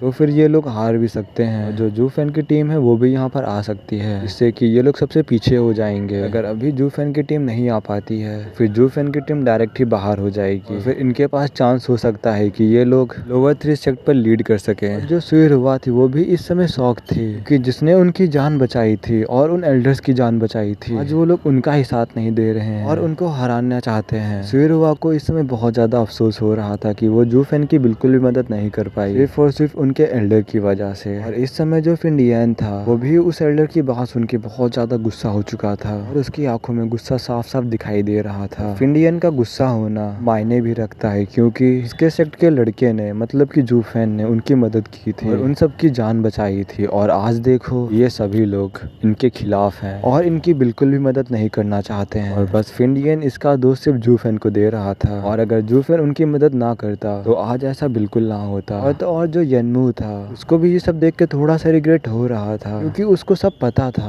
कि वहाँ पर क्या हुआ था। जूफेन ने मिस्टिकल हेवन सेक्ट की जान बचाई थी येनमू से। येनमू कहता है इस लड़के ने इनकी जान बचाई और अब देखो ये लोग उनका ही साथ नहीं दे रहे हैं। और जो हैन ब्रदर थे वो लोग भी जूफेन का वेट कर रहे थे। जो यंगनिंग और स्वांगर थी वो लोग भी इस समय बहुत ज्यादा परेशान थे, वो लोग भी जूफेन के आने का ही वेट कर रही थी। और फिर जो जज होता है वो कहता है क्या डीमन स्कीमिंग सेक्ट के डिसिपल आ रहे हैं या नहीं आ रहे हैं, और अगर अभी भी डीमन स्कीमिंग सेक्ट के डिसिपल्स नहीं आ रहे हैं ये राउंड जब्त हो जाएगा, मतलब कि डीमन स्कीमिंग सेक्ट अब बाहर हो जाएगा। फिर जो जज होता है वो डिक्लेयर कर देता है कि जो ये राउंड है वो जब्त हो चुका है। इस समय जो फ्रेंड्स थे वो बहुत ज्यादा नर्वस होने लगे थे। इस टाइम पर जो बेस स्ट्रीमिंग सेक्ट था वो बहुत ही ज्यादा खुश था डीमन स्कीमिंग सेक्ट के बाहर निकलने से। और फिर तभी बहुत ही ज्यादा भयानक ऑरा, अनइमेजिनेबल पावर सब जगह फैलने लगती है। सभी लोग उस पावर को देखकर एक दूसरे से बात करने लगे थे, फुसफुसाने लगे थे, गास्प करने लगे थे। और फिर उस ऑरा और उस पावर के पीछे एक बहुत ज्यादा नोन और पॉपुलर वॉइस सुनाई देती है जो कि हंसते हुए कहता है हा हा हा मेरा बुरा डीमन स्कीमिंग सेक्ट आ चुका है। वहाँ पर जितने भी लोग थे सभी लोग एंट्रेंस की तरफ देखने लगते हैं। जो ग्रेट ब्रदर्स हैन थे और जो येनमू था वो भी वहीं पे देख रहा था। और अब जाके जो फिंड्स की आंखें थी वो चमक उठी थी। इस समय वो लोग अपने एंसेस्टर्स को बस थैंक्स कह रहे थे कि ये लोग बहुत देर के बाद आए थे और अगर हल्की सी और देर होती तो ये लोग यहाँ से बाहर हो जाते इस टूर्नामेंट से। जैसे जूफेन का ग्रुप पास आ रहा था वैसे वैसे कदमों की आवाज भी बढ़ती जा रही थी। ऐसे ही जूफेन बाहर आता है एंट्रेंस के दरवाजे से। जूफेन के ऊपर एक मुस्कान थी। अभी सिर्फ जूफेन ही दिख रहा था क्योंकि एंट्रेंस के दरवाजे की परछाई से बाहर आया था। उसके पीछे की चेंगलॉन और सभी लोग जूफेन के पीछे बहुत ज्यादा डार्क दिखाई दे रहे थे एंट्रेंस की परछाई की वजह से। और उनकी आंखें उस समय बहुत ठंडी हो रही थी और वो शिकार पर निकले हुए जंगली जानवर जैसे लग रहे थे। और जो वो लोग एनर्जी को रिलीज कर रहे थे उस एनर्जी को देखकर सभी लोग शॉक हो रहे थे। और जो येनमू और जो हैन ब्रदर्स होते हैं वो उनकी तरफ देखते हुए कहते हैं आखिरकार ऐसा कैसे हो सकता है, हाउ इज दिस पॉसिबल। उन्होंने देखा कि जो जूफेन है वो रेडियन स्टेज के 3rd लेयर पर है और जो जूफेन के पीछे लोग थे ऐसे लग रहे थे कि मानो कि उन्हें दोबारा से बनाया गया है। उन लोगों से पावर बहुत ज्यादा निकल रही थी। वो लोग जूफेन के पीछे देखते हैं तो पाते हैं कि चेंगलॉन, बाइलियान एंड लूजी ये तीनों के तीनों टॉप इलाइट्स इथेरियल स्टेज के 3rd लेयर पर आ चुके थे। जो गुईहू था वो 2nd लेयर पर था इथेरियल स्टेज के। जो कुई लैंग और यू लिंग थे वो लोग इथेरियल स्टेज के 1st लेयर पर थे। और जो कुई गैंग, टी येंग और यूयर थे वो लोग पहले ही हेवन रीचिंग पिल को ले चुके थे और इसीलिए उनमें ज्यादा इंप्रूवमेंट नहीं हुआ था। वो लोग 2nd लेयर से 6th लेयर पर पहुंच चुके थे रेडियन स्टेज से। और डीमन स्कीमिंग सेक्ट के इस टाइम पर 6 डिसिपल्स इथेरियल स्टेज पर थे और 3 डिसिपल्स इथेरियल स्टेज के 6th लेयर पर थे। सिर्फ एक इथेरियल स्टेज के 3rd लेयर पर था जो कि जूफेन खुद था। और आज जो ये वाला एपिसोड है यहीं पे खत्म करते हैं और जो नेक्स्ट एपिसोड है वो कल शाम को ही आ पाएगा। और कल का एपिसोड मैंने आगे पढ़ा तो नहीं बट इंटरेस्टिंग होने वाला है। अब मिलते हैं नेक्स्ट एपिसोड में, तब तक के लिए bye bye, tata guys. Welcome back to my channel AR anime world. I hope आप सभी लोग बहुत अच्छे होंगे और आज मैं एक्सप्लेन करने जा रहा हूँ बुक ऑफ एस्पर का एपिसोड 509। मैंने चैनल को सब्सक्राइब नहीं किया, सब्सक्राइब कर लो, लाइक कर दो, शेयर कर दो और बिना किसी देरी के वीडियो को स्टार्ट करते हैं। पिछले एपिसोड में देखा था जो जूफेन का ग्रुप था वहाँ पे पहुँच चुका था। तो जब जूफेन का ग्रुप वहाँ पे पहुँचता है तो सभी लोग देखकर उन्हें हैरान हो जाते हैं। जूफेन के ग्रुप में पूरे 10 डिसिपल्स थे और 10 डिसिपल्स में से 6 डिसिपल्स इथेरियल स्टेज के थे और 3 डिसिपल्स रेडियन स्टेज के 6th लेयर पर थे और एक थर्ड लेयर पर था रेडियन स्टेज का, और जो कि जूफेन वो खुद था। और जब सभी लोग उस लाइनअप को देखते हैं तो वो लोग कहते हैं ऐसा लाइनअप तो मिडिल 3 सेक्ट में भी देखने को नहीं मिलता, और ऐसा लाइनअप सिर्फ सुपीरियर 3 सेक्ट में ही देखा जाता है। और फिर जब जन्मो होता, जब उन्हें देखता है तो वो कहता है पहले एक क्या कम था जो पूरी टीम इतनी भयानक हो गई, और इसके मोस्ट ऑफ द प्लेयर और इसके हाफ से ज्यादा प्लेयर्स इथीरियल स्टेज में हैं। और जन्मो भी ये सब कुछ देख के थोड़ा परेशान हो चुका था। और जब हैन यून फैंग देखता है तो वो एकदम शॉक ही हो जाता है, और वो कहता है इसके तो आधे से ज्यादा डिसिपल्स इथीरियल स्टेज में हैं। व्हाट द हेल, आखिरकार हो क्या रहा है यहाँ पर। और फिर वो अपने दोनों भाई से कहता है क्या तुम इन्हीं की बात कर रहे थे।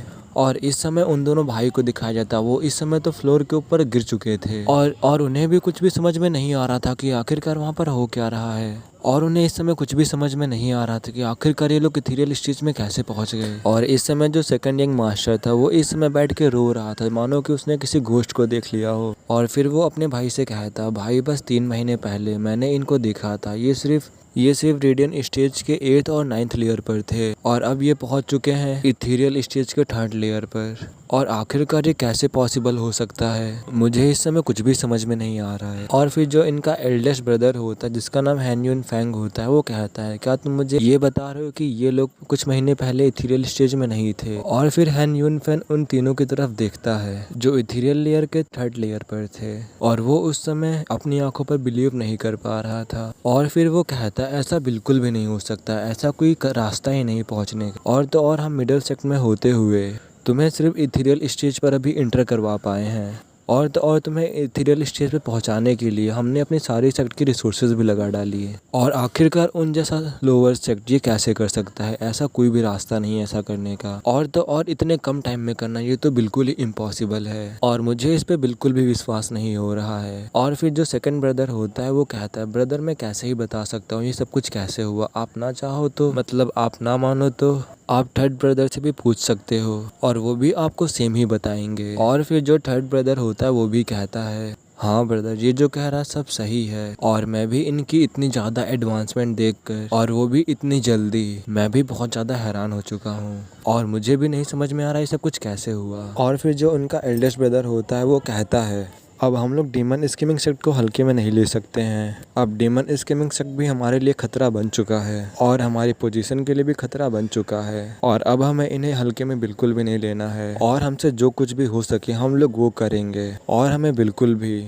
मिडिल 3 सेक्ट में लास्ट नहीं आना है। और फिर जो हैन यून फैंग होता है वो अपने ब्रदर से पूछता है तुम लोगों ने जिसके बारे में बताया था वो आदमी कहाँ है, क्या वो इन 6 इथीरियल स्टेज में से एक है। और फिर जो वो दोनों ब्रदर्स होते हैं वो दोनों ही अपना सर हिलाते हैं, और जो थर्ड यंग मास्टर हैन होता है वो कहता है भाई वो इथीरियल स्टेज में नहीं है, जो सबसे लोवेस्ट कल्टीवेटर है रेडियन स्टेज के जो 3rd लेयर पर है वही है। भाई वो भले ही रेडियन स्टेज के 3rd लेयर पर है पर आप उसको बिल्कुल ही हल्के में मत लीजिएगा। और फिर जो हैन यून फैंग होता है वो भी कहता है हाँ मुझे पता है, और कितने भी इथीरियल स्टेज के कल्टीवेटर हैं सब इसके बिहाइंड घूम रहे हैं, और इसी चीज़ को देखकर ही पता चलता है कि उसकी कल्टीवेशन जितनी दिखती है उतनी है नहीं, उससे कहीं ज़्यादा है। और अगर कोई भी इसकी कल्टीवेशन देखकर इससे फाइट करेगा तो वो ज़रूर ही बहुत ज़्यादा सफ़र करेगा। और अभी इनके टीम में 6 इथीरियल स्टेज एक्सपर्ट और 1 मॉन्स्टर है, और इस समय डीमन स्कीमिंग सेक्ट बहुत ज़्यादा ही मिस्टीरियस बन चुका है, और अब हमें अपने टारगेट को चेंज करना पड़ेगा, और यही हम सबके लिए अच्छा होगा। और इस समय मैं कुछ कर तो नहीं सकता पर मैं बहुत ज़्यादा क्यूरियस हूँ आखिर किस प्रकार के गॉड लाइक ने इनके कल्टीवेशन को रेस किया है इतनी जल्दी इतनी फास्ट, और ये एक मिरेकल के जैसे है। और फिर हमें दूसरी तरफ फ्रेंड्स को दिखाया जाता है जो कि ये सब कुछ देख के बहुत ज़्यादा खुश होते हैं, और फिर वो लोग जूफेन के पास आते हुए कहते हैं जूफेन हम तुम्हें देखकर इस समय बहुत ज़्यादा खुश हैं, और तुमने तो हमें एक सरप्राइज ही दे दिया, और इस समय बस मेरा मन तुम्हें किस करने का कर रहा है। और ये कहकर वो जूफेन के गले लग जाता है। और फिर जो जूफेन होता है वो कहता है दूर हटो, मुझे ऐसे बात करना बिल्कुल भी पसंद नहीं है, और मुझे नफरत है ऐसे बात करने वालों से। और फिर जो फिंडियन होता है वो कहता है अरे मैं इमोशंस में बह गया था, तुमने ऐसा काम ही कर दिया है, और तुम कोई मिरेकल वर्कर से कम नहीं हो, और तुमने एक बहुत ही बड़ा मिरेकल कर दिखाया है, और बस तुमने कुछ ही दिनों में इन डिसिपल्स को इथीरियल स्टेज पर पहुंचा दिया है, और हमारे सेक्ट लीडर जी हुइये ने तुम्हें हमारे सेक्ट में लाकर पहली बार कोई अच्छा काम किया है, और ये डिसीजन जी हुइये का बेस्ट डिसीजन था। और फिर जो वो दोनों फ्रेंड्स होते हैं दूसरे वाले, वो लोग भी इस समय ये सब देख के बहुत ज़्यादा खुश थे और वो लोग कहते हैं इस बार हमारा सेट बहुत ऊपर जाएगा। और फिर हमें मिस्टिकल हेवन सेट के एल्डर जून को दिखाया जाता है और वो भी इस टाइम पर बहुत ज़्यादा हैरान हो चुके थे और वो कह रहे थे कि क्या एक मॉन्स्टर कम था जो पूरी अब टीम आ चुकी है और ये लड़का सही में एक मिरेकल वर्कर है, ये सही में मिरेकल्स को क्रिएट कर सकता है। और मुझे ये तो पता था कि ये बहुत ज़्यादा स्ट्रॉन्ग है, बट अब अपनी पूरी टीम को भी स्ट्रॉन्ग कर दिया है और अब हम लोगों के लिए बहुत ज़्यादा मुश्किल होगी डीमन स्कीमिंग सेक्ट के अगेंस्ट में फ़ाइट करने के लिए। और जो मिस्टिकल हेवन सेक्ट की लड़कियां थी वो लोग भी बहुत ज़्यादा हैरान थी और वो लोग कह रहे थे कि आखिरकार जूफेन ने ये कैसे कर दिया। और ऐसे ही वो लोग बातें कर रही होती जूफेन के बारे में और सभी लोग भी ऐसे ही बातें कर रहे होते, वहाँ पर जितने लोग एल्डर्स और सब लोग होते सब लोग ऐसे ही बातें कर रहे होते हैं। और फिर जो जजेस होते हैं वो लोग कहते हैं आखिरकार डीमन स्कीमिंग सेक्ट जो कि लोअर 3 सेक्ट में से आता है उसमें इथेरियल स्टेज के 6 कल्टीवेटर कैसे हो सकते हैं और क्या इन्होंने कोई चीटिंग की है। और फिर जो एल्डर होता है जो मतलब इनसे पहले मिला था, जो कि इनसे बात कर रहा था, जिसने ज़ॉम्बी पिल के बारे में बात की थी, वो कहता है वहाँ पर आकर जजेस से, जजेस हमें पता है कि ये सब कुछ कैसे हुआ है और इनमें से ज़्यादातर लोगों ने ज़ॉम्बी पिल को लिया था जिसकी वजह से सब कुछ हो पाया है। और जब जजेस ज़ॉम्बी पिल का नाम सुनते हैं वो लोग भी हैरान हो जाते हैं और वो लोग कहते हैं क्या ज़ॉम्बी पिल, ये तो बहुत ज़्यादा एक्सपेंसिव पिल होती है जो कि कोई भी इतनी जल्दी एफर्ट नहीं कर सकता है। और क्या डीमन स्कीमिंग सेक्ट इतना ज़्यादा अमीर हो चुका है कि वो अपने डिसिपल्स के ऊपर इतने हैवी रिसोर्सेज को खर्च कर रहा है। और आखिरकार इनके बैकग्राउंड के पीछे है कौन। जैसा कि मुझे पता है डीमन स्कीमिंग सेक्ट इतना अमीर तो नहीं था। और फिर जो जजेस होते हैं वो भी ज़्यादा कुछ नहीं सोचते हैं और फिर वो लोग कहते हैं, मतलब कि जो जज होता है वो कहता है डीमन स्कीमिंग सेक्ट और बीस्ट टैमिंग सेक्ट यहाँ पर आ सकते हो, मतलब कि तुम्हें स्टेज पर अब आना होगा और तुम सबको अपनी फाइट को चुनने के लिए अपने अपने नंबर्स को तुम्हें निकालना पड़ेगा और उसी नंबर से ही तुम्हारी फाइट को डिसाइड किया जाएगा। और फिर जो डीमन स्कीमिंग सेक्ट और जो बीस्ट टाइमिंग सेक्ट के लोग होते हैं, मतलब डिसिपल्स होते हैं, वो लोग स्टेज पर आ जाते हैं और फिर जो जज होता है वो 2 बॉक्सेस को रखता है जिसके अंदर सारे नंबर्स होते हैं 1 से 10 तक और जिनके नंबर सेम होंगे वो लोग एक दूसरे से फाइट करेंगे। तो सबसे पहले जो जूफेन होता है जो कि रेडियन स्टेज के 3rd लेयर पर होता है, वो अपने नंबर को निकालने के लिए सबसे पहले जाता है। तो जब वो अपने नंबर को निकालता है तो उसका नंबर 10 होता है जो कि सबसे लास्ट होता है। इसका मतलब जूफेन सबसे लास्ट में फाइट करेगा और फिर सभी लोग बारी बारी से अपने अपने नंबर निकालने लगते हैं और सभी जो डीमन स्कीमिंग सेक्ट के डिसिपल्स होते हैं वो सभी लोग अपने नंबर्स निकाल लेते हैं। और फिर जो बीस्ट टाइमिंग सेक्ट के डिसिपल्स होते हैं वो लोग भी अपने अपने नंबर्स निकालने लगते हैं। और जो हुई जियोंग होता है जब वो अपना नंबर निकालता है तो उसका नंबर आता है नंबर 10 जो कि जूफेन का भी नंबर होता है। इसका मतलब हुई जियोंग अब लड़ेगा जूफेन से। और जैसे हुई जियोंग नंबर 10 देखता है अपना तो बहुत ज़्यादा खुश हो जाता है। और हाँ, मैं तुमको एक चीज़ बताना भूल गया तो सुन लो। तो जब ये जो बीस्ट टाइमिंग सेक्ट के डिसिपल्स और जो एल्डर्स थे, जब वो लोग जूफेन और डिसिपल्स को देखते हैं, जूफेन के डिसिपल्स को देखते हैं तो वो सभी लोग हैरान हो गए थे और वो लोग इनकी टीम से लड़ना नहीं चाहते थे क्योंकि ये लोग पहले ही हार मान चुके थे। और जो हुई जियोंग था उसकी तो पहले ही फट चुकी थी और वो कह रहा था कि मास्टर इनसे लड़ने का कोई फ़ायदा ही नहीं, हम लोग ऐसे ही हार जाएंगे, तो प्लीज़ यहाँ से चलते हैं, हम लोग ऐसे ही हार मान लेते हैं और इनसे लड़ने का क्या ही फ़ायदा है। और जो बीस्ट टाइमिंग सेक्ट के लोग होते हैं वो कहते हैं हम लोग उनसे तो लड़ ही सकते हैं ना, मिस्टिकल हेवन सेक्ट के लोग से, तो इनसे रहने देते हैं। और ये सुन के जो उनका मास्टर था, मतलब कि जो एल्डर लू था, वो कहता है क्या तुम लोग बहुत ज़्यादा ही कायर बन चुके हो जो कि फाइट से लड़ने से पहले ही डर रहा है। और फिर जो उनका एल्डर लू होता है वो हुई जियोंग से कहता है, मतलब सभी डिसिपल से कहता है बीस्ट टाइमिंग सेक्ट के इनमें मैक्सिमम सिर्फ 6 लोग ही इथेरियल स्टेज के हैं और जो 4 लोग हैं वो लोग रेडियन स्टेज के हैं, तो इसलिए तुम लोग उनको हरा सकते हो और उससे हमें कुछ पॉइंट्स मिल सकते हैं जिससे कि हम लोग कुछ ऊपर जा सकते हैं। और अगर तुम लोग बिना फाइट लड़े ही हार मान लोगे तो हमारे पॉइंट -2 हो जाएंगे हर एक फाइट के, तो इसीलिए चाहे कुछ भी हो जाए तुम्हें लड़ना तो पड़ेगा ही। और अब कंटिन्यू करते हैं। और इस समय जो बीस्ट टाइमिंग सेक्ट का जो हुई जियोंग था जो कि बेस्ट डिसिपल था, वो इस समय रेडियन स्टेज के 3rd लेयर्स कल्टिवेटर से लड़ने जा रहा था जो कि जूफेन था। और इस समय वो बहुत ही ज़्यादा खुश था क्योंकि वो रेडियन स्टेज के 3rd लेयर पर था, पर उसको नहीं पता था इस समय कि जूफेन है वो सबसे ज़्यादा स्ट्रॉन्गेस्ट डिसिपल है डीमन स्कीमिंग सेक्ट का, जिसे कि सब लोग मॉन्स्टर भी कहते हैं। और इस समय वो इतना ज़्यादा खुश था कि वो जू फैन को टीज कर रहा था। और जो बाकी सभी लोग थे वहाँ के, जैसे कि येनमू और वो 3 ब्रदर्स और जो एल्डर्स और जो वहाँ की ऑडियंस थी, वो सभी लोग येनमू का मजाक उड़ा रहे थे। बट येनमू को अभी भी कोई शर्म नहीं थी। वो इस समय बस इसलिए खुश था क्योंकि वो इथेरियल स्टेज के कल्टीवेटर से नहीं लड़ रहा था, और वो लड़ रहा था एक 3rd लेयर के रेडियन स्टेज के बंदे से। और फिर फाइट होने से पहले जो जू फैन होता है वो सबसे कहता है कोई भी बीस्ट टैमिंग डिसिपल्स को ज्यादा चोट नहीं पहुंचाएगा, नहीं जो मिस्टिकल हेवन सेक्ट के जो डिसिपल्स होंगे वो आसानी से जीत जाएंगे और उनके लिए ये सब कुछ बहुत इजी हो जाएगा। और इसीलिए जू फैन उन डिसिपल्स को समझा रहा था। और जू फैन की बातें सुनकर जो फिंडियन होता है वो भी कहता है जू फैन एकदम सही कह रहा है, और इसे कहते हैं एक जीनियस का दिमाग और जीनियस के प्लान्स। और सभी डिसिपल्स भी एग्री हो जाते हैं जैसा जैसा जू फैन ने कहा था वैसा वैसा करने के लिए। और फिर बारी बारी सबकी फाइट होने लगती है। और जो बीस्ट टेमिंग सेक्ट के लोग थे, मतलब डिसिपल्स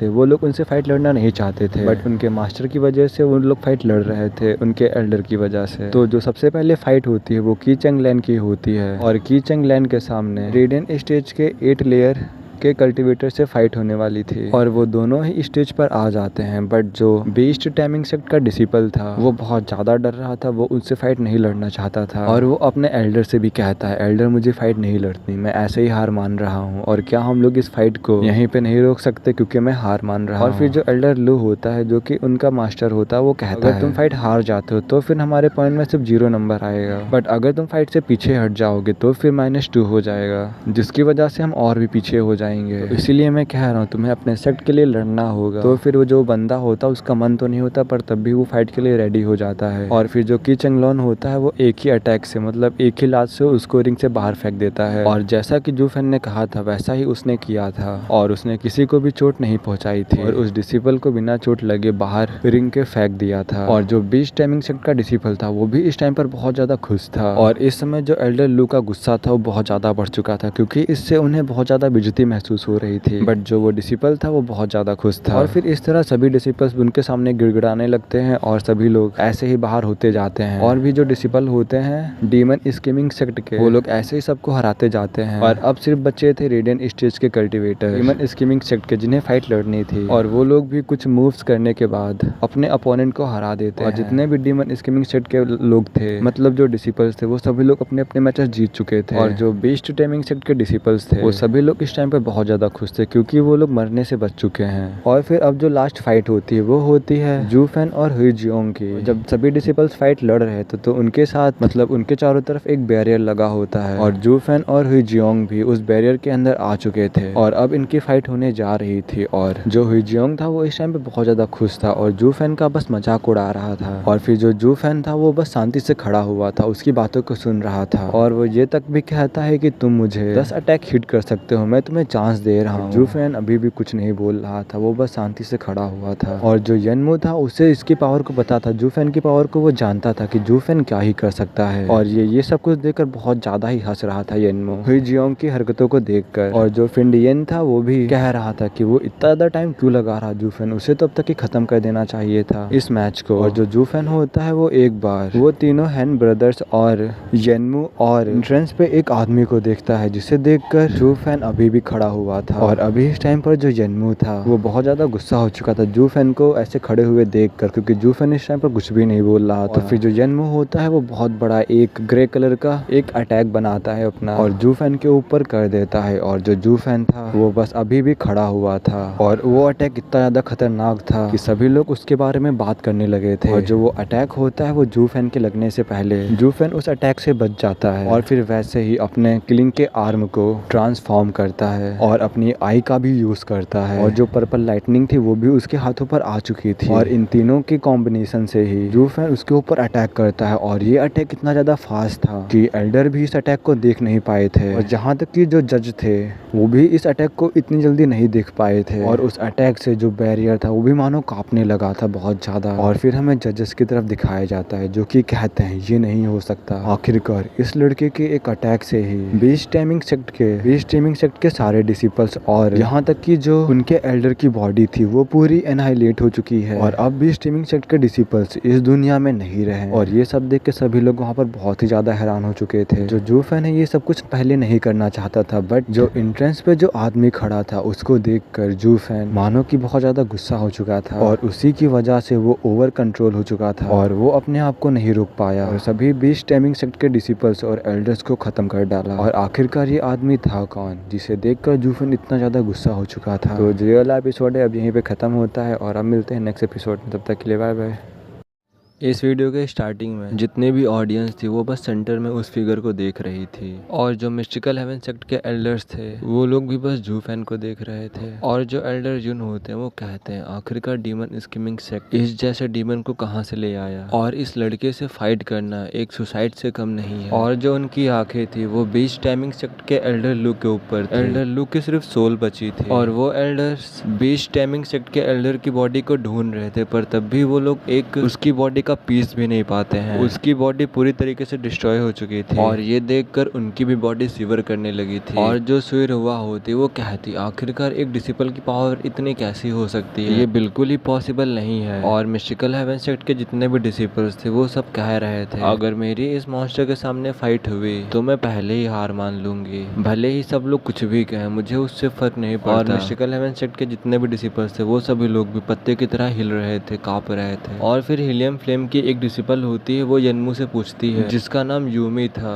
वो कहती है सीनियर ब्रदर यनमू आखिरकार ये है कौन। और फिर जो यनमू होता है वो हैवी टोन में बोलता है तुम्हें इसके बारे में कुछ भी जानने की जरूरत नहीं है और तुम इसे कभी भी टेस्ट करने की मत सोचना। और फिर जो यूमी होती है वो यनमू के सीरियस फेस को देखकर जू फैन की तरफ देखने लगती है और कहती है यनमू के फेस को देखने से ऐसा लग रहा है कि ये बंदा सुपीरियर 3 सेक्ट को कंपटीशन दे सकता है और हमें टॉप 2 पोजीशन पानी होगी सुपीरियर 3 सेक्ट में से, बट जो डीमन स्कीमिंग सेक्ट है वो हमें मिडिल 3 सेक्ट में फेंक सकता है। और अगर ऐसा होता है तो ये हम लोगों के लिए बहुत ज्यादा सेम की बात होगी। और इस जीनियस में इतनी पावर है वो किसी भी आदमी को शर्मिंदगी महसूस करा सकता है। और ये सोचने की तो बिल्कुल ही बात नहीं कि यनमू इसके बारे में इतना क्यों सोच रहा है। और जब वो दोबारा से अपने ब्रदर की तरफ देखती है यनमू की तरफ तो गुस्से के मारे यनमू ने अपने फीस्ट को बंद करे हुए था और इसने कभी भी यनमू को इतने गुस्से में कभी भी नहीं देखा था। और फिर वो यनमू से पूछती है सीनियर ब्रदर आप इसके बारे में क्या सोचते हो, ये लड़का वू किंग क्यू के खिलाफ कैसा प्रदर्शन करेगा। और फिर जो यनमू होता है वो अपना सर हिलाते हुए कहता है एक तरफ डिमोनिक कल्टिवेटर है और दूसरी तरफ राइटियस है, एक हेल से आया है और दूसरा लैंड ऑफ ब्लिस से, एक बहुत ज्यादा ब्रूटल है and the other is just. और जो लोग डिफरेंट पाथ पे चलते हैं उनका कोई भी कंपैरिजन नहीं किया जा सकता। और हालांकि ताकत के मामले में वू किंग क्यू को इस लड़के के पंच की ताकत को सहना पड़ेगा, मतलब उसे भी बहुत ज्यादा मुश्किल होगी इस लड़के से अगेंस्ट में फाइट करने के लिए। और ये सुनकर जो उस लड़की का दिल था वो पूरी तरीके से कांप चुका था और यनमू खुद से इस लड़के की तारीफ कर रहा था। और इसका मतलब ये है कि ये लड़का किसी भी टैलेंट से फाइट लड़ सकता है और किसी का भी सामना कर सकता है और वो किंग क्यू भी इसके सामने कमजोर पड़ सकता है। और दूसरी तरफ हमें तीनों हैन ब्रदर्स को दिखाया जाता है जो कि ये देखकर वो तीनों ही हिल चुके होते हैं, उनके कोर्स तक कांप चुके होते हैं। और जो उनका एल्डेस्ट ब्रदर होता है वो अपने दोनों ब्रदर से कहता है अगर हमें इस लड़के के पंचे से सफर नहीं करना है तो हमें इससे फाइट इग्नोर करनी होगी। और वो दोनों भी अपने भाई की बातें सुनकर अपने अपने सरों को झुका लेते हैं। और वो लोग भी उस जू फैन के पंच को देखकर अब जू फैन से कुछ भी लेना देना नहीं चाहते थे और इस टाइम पर अब वो लोग जू फैन से दूर रहना चाहते थे। और जो एल्डर्स थे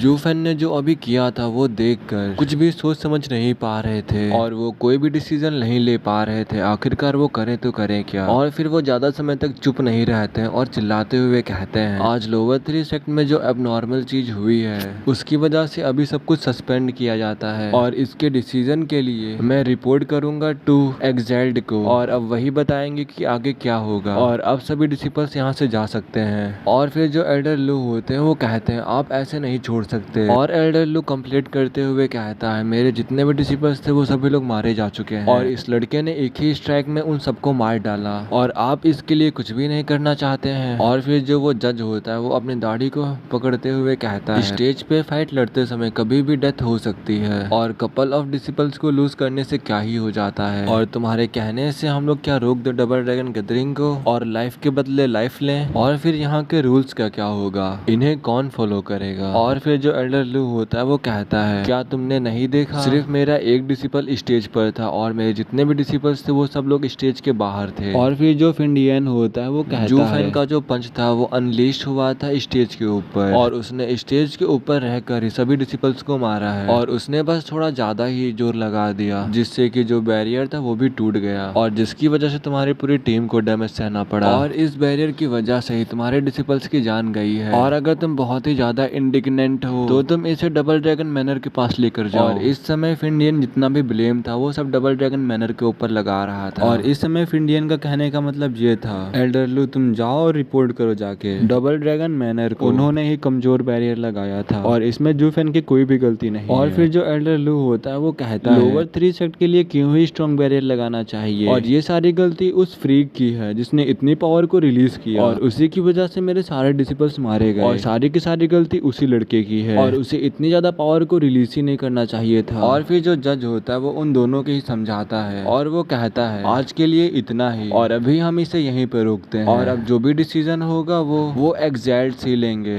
और क्या आप लोगों को डबल ड्रैगन मैनर के ऊपर बिल्कुल भी भरोसा नहीं है। और वो दोनों ही डबल ड्रैगन मैनर का नाम सुनते ही रुक जाते हैं क्योंकि उन्होंने इस समय डबल ड्रैगन मैनर का नाम रख दिया था और इस समय उनके पास कोई भी चॉइस नहीं थी इस बात को यहीं पर रोकने के अलावा। और एल्डर लू थे वो जाते समय वो बस जूफेन को ही बहुत ज्यादा गुस्से में देख रहे थे और ऐसा लग रहा था कि वो जूफेन से बदला लेना चाहता है। और फिर जो फिंडियन भी होता है वो अपने सारे डिसिपल्स को लेकर वहां से चला जाता है और जब वो सभी लोग वापस आ जाते हैं तब वो लोग जूफेन से पूछते हैं, जूफेन आखिरकार आपने वहां पर स्टेज पे ऐसा क्यों किया, क्या उस लड़के के वर्ड्स ने आपको गुस्सा दिला दिया था जिससे कि आपने ऐसा रिएक्ट किया और मैं भी वहां पर आपको ऐसा देखकर डर चुका था और आखिरकार आप इतना ज्यादा गुस्सा क्यों हो गए थे। और फिर जो जूफेन होता है वो कहता है, क्या उसने मुझे टॉन्ट किया था पर आखिरकार मैंने कुछ नोटिस क्यों नहीं किया। और फिर वो लोग कुछ कदम पीछे बढ़ के कहते हैं, अगर ऐसा नहीं था तो फिर आपने ऐसा क्यों किया, आपने उन सभी डिसिपल्स को क्यों मार डाला और उस चीज से उनका सेक्ट भी बहुत ज्यादा नीचे गिर चुका है और क्या आप उस प्लान को भूल गए थे जो आपने हमें बताया था। और फिर जो जूफेन होता है वो उस शैडो को याद करता है एंट्रेंस वाली और कहता है, जो मेरा पंच था वो इतना ज्यादा भी हार्ड नहीं था और मैंने इतना खतरनाक अटैक नहीं किया था बट वो लोग इतने कमजोर थे कि वो लोग उसे सहन ही नहीं कर पाए तो आखिरकार मैं इसमें क्या ही कर सकता हूँ।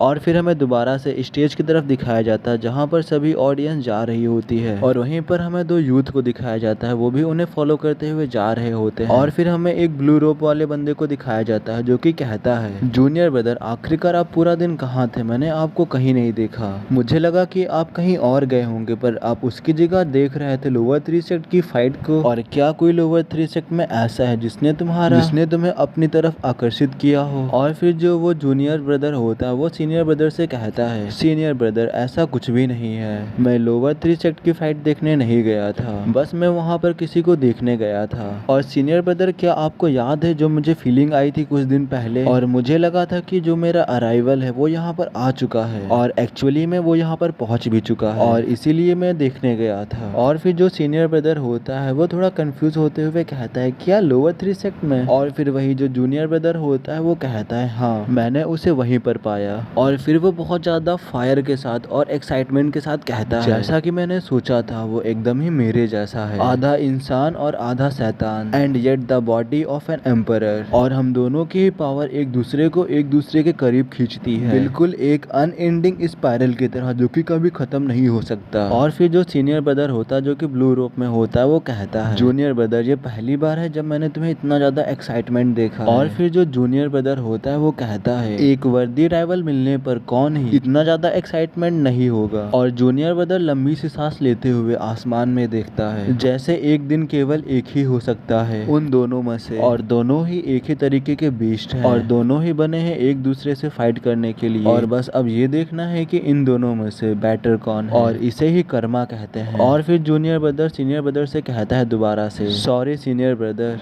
अब मैं आपसे लेने जा रहा हूँ वेस्टर्न लैंड के बेस्ट टैलेंट का टाइटल, तो इसके लिए मुझे माफ कर देना और ये टाइटल जो हम दोनों में से जीतेगा उसी का होगा, वही इसका विजेता होगा। और फिर जो सीनियर ब्रदर होता है वो उसको देखते हुए कहता है कॉन्ग्रेचुलेसन। और फिर हमें दूसरी तरफ एक फॉरेस्ट का सीन दिखाया जाता है और उस फॉरेस्ट में जो सॉन्ग गर्ल थी वो एक पेड़ के ऊपर बैठकर आराम कर रही थी। और उसी फॉरेस्ट में जो एल्डर लू था वो प्लान बना रहा था जूफेन और इन दोनों को लड़कियों को मारने का, क्योंकि वो अपने डिसिपल्स का बदला लेना चाहता था। और फिर हमें दूसरी तरफ जूफेन को दिखाया जाता है जो कि वो भी उस फॉरेस्ट में आ चुका होता है। और जो जूफेन होता है वो जोंगनिन के साथ होता है और वो लोग सॉन्गर को ढूंढ रहे होते हैं। और फिर कुछ देर बाद जो योंगनिंग होती है वो एक पेड़ की तरफ पॉइंट करते हुए कहती है वो देखो सॉन्गर वहाँ पर है। और फिर जो जूफेन होता है वो हंसते हुए कहता है योंगनिंग से तुम्हारी आंखें तो मुझसे भी तेज हैं और चलो अब वहीं पे चलते हैं। और जो जूफेन और जो वो लड़की होती है वो साथ में वहाँ पर जाते हैं और उस पेड़ के पास लैंड करते हैं और देखते हैं जो सॉन्गर होती है वो पीसफुली आराम से वहाँ पर शांति से आराम कर रही होती है। और जैसे ही वो लोग सॉन्गर के पास पहुँचते हैं और वहाँ पर जो सब चीजें होती है वो हिलने लगती हैं और अचानक से सब कुछ इम्पटी हो जाता है और ये लोग जितनी दूर भी देख रहे थे सब कुछ व्हाइट व्हाइट दिखाई दे रहा है। और फिर जो जूफेन होता है वो कहता है क्या ये एक इल्यूजन है? और जूफेन दोबारा से कहता है जब मैं यहाँ पर आया था तब मुझे कोई भी एरस वगैरह का साइन नहीं दिखा था और इसका मतलब ये है कि कोई यहाँ पर आसपास है जो ये सारी चीजें कर रहा है और ये एल्डर लू ने किया था, ये एक इल्यूजन था। इस इल्यूजन से अच्छे अच्छे लोग भी नहीं निकल पाते हैं और जूफेन और वो लड़की यहाँ पर फंस चुके थे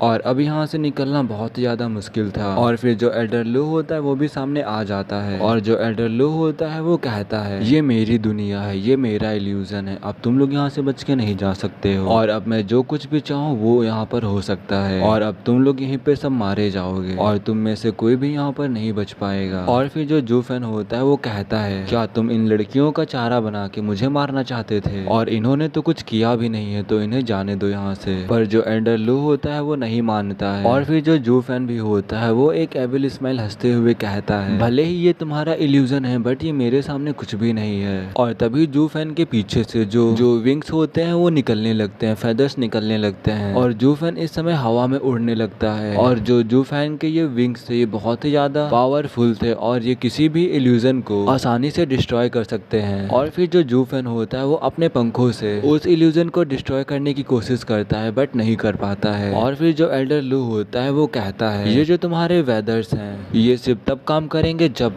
कोई ये इल्यूजन बॉडी के साथ कर रहा हो, बट मेरी जो बॉडी है वो डिस्ट्रॉय हो चुकी है और मैं ये सब कुछ अपने सोल के साथ कर रहा हूँ, तो तुम चाह करके भी इससे नहीं बच सकते हो और ये मेरी दुनिया है, मैं यहाँ का राजा हूँ, मैं यहाँ का किंग हूँ, मैं जो चाहूँ वो कर सकता हूँ और तुम कुछ भी नहीं कर सकते। और फिर जो जूफेन होता है वो कहता है ये कोई रियल चीज नहीं, ये सिर्फ एक इल्यूजन है और मैं इसको आसानी से डिस्ट्रॉय कर सकता हूँ। और ये कह करके अपने पंच में बहुत ज्यादा पावर लाता है और जमीन पे बहुत तेजी से मारता है बट वहाँ पर कुछ भी नहीं होता है, उस इल्यूजन को कुछ भी नहीं होता है। बट जो जूफेन होता है उसके खुद के मुंह से खून निकल आता है। बट जो जूफेन होता है वो कहता है ये जो कुछ भी हो रहा है मुझे पता है ये रियल नहीं है, ये सब इल्यूजन है और मुझे पता है मैं इसको अटैक करके जब तक ये डिस्ट्रॉय नहीं हो जाता तब तक कि मैं इस पे अटैक करता रहूंगा और मैं इसे डिस्ट्रॉय कर दूंगा। और जो जूफेन होता है ऐसे ही अपने पावरफुल 4-5 पंच मारता है पर तब भी कुछ भी नहीं होता है। और जो एल्डर लू था वो इस समय मॉक कर रहा था जूफेन को। और फिर जो एल्डर लू होता है वो हंसने लगता है और तभी जमीन के नीचे से कुछ ब्लैक शेडोज निकलने लगती हैं और जूफेन के हाथों को खाने लगती हैं। और जूफेन ने उस समय अपने किलिंग के भी आर्म को रिलीज किया था बट जो वो शेडोज थी वो किलिंग के भी आर्म को खाए जा रहे और जो ये शेडोज थी वो बीस्ट टीमिंग सेट के डिसिपल्स के जैसे लग रही थी और वो सारे शेडोज बस ये कह रहे थे कि तुम मुझे हमारी जिंदगी वापस दो जूफेन, तुम मुझे हमारी जिंदगी वापस दो। और ये कहते हुए वो जूफेन के हाथों को खाए जा रहे थे। और जो जूफेन होता है वो भी कहता है ये सिर्फ इल्यूजन है मुझे पता है बट अगर मैं यहाँ पर मर जाता हूँ तो मैं रियल वाली दुनिया में भी मर जाऊंगा, तो मुझे कुछ ना कुछ तो करना पड़ेगा।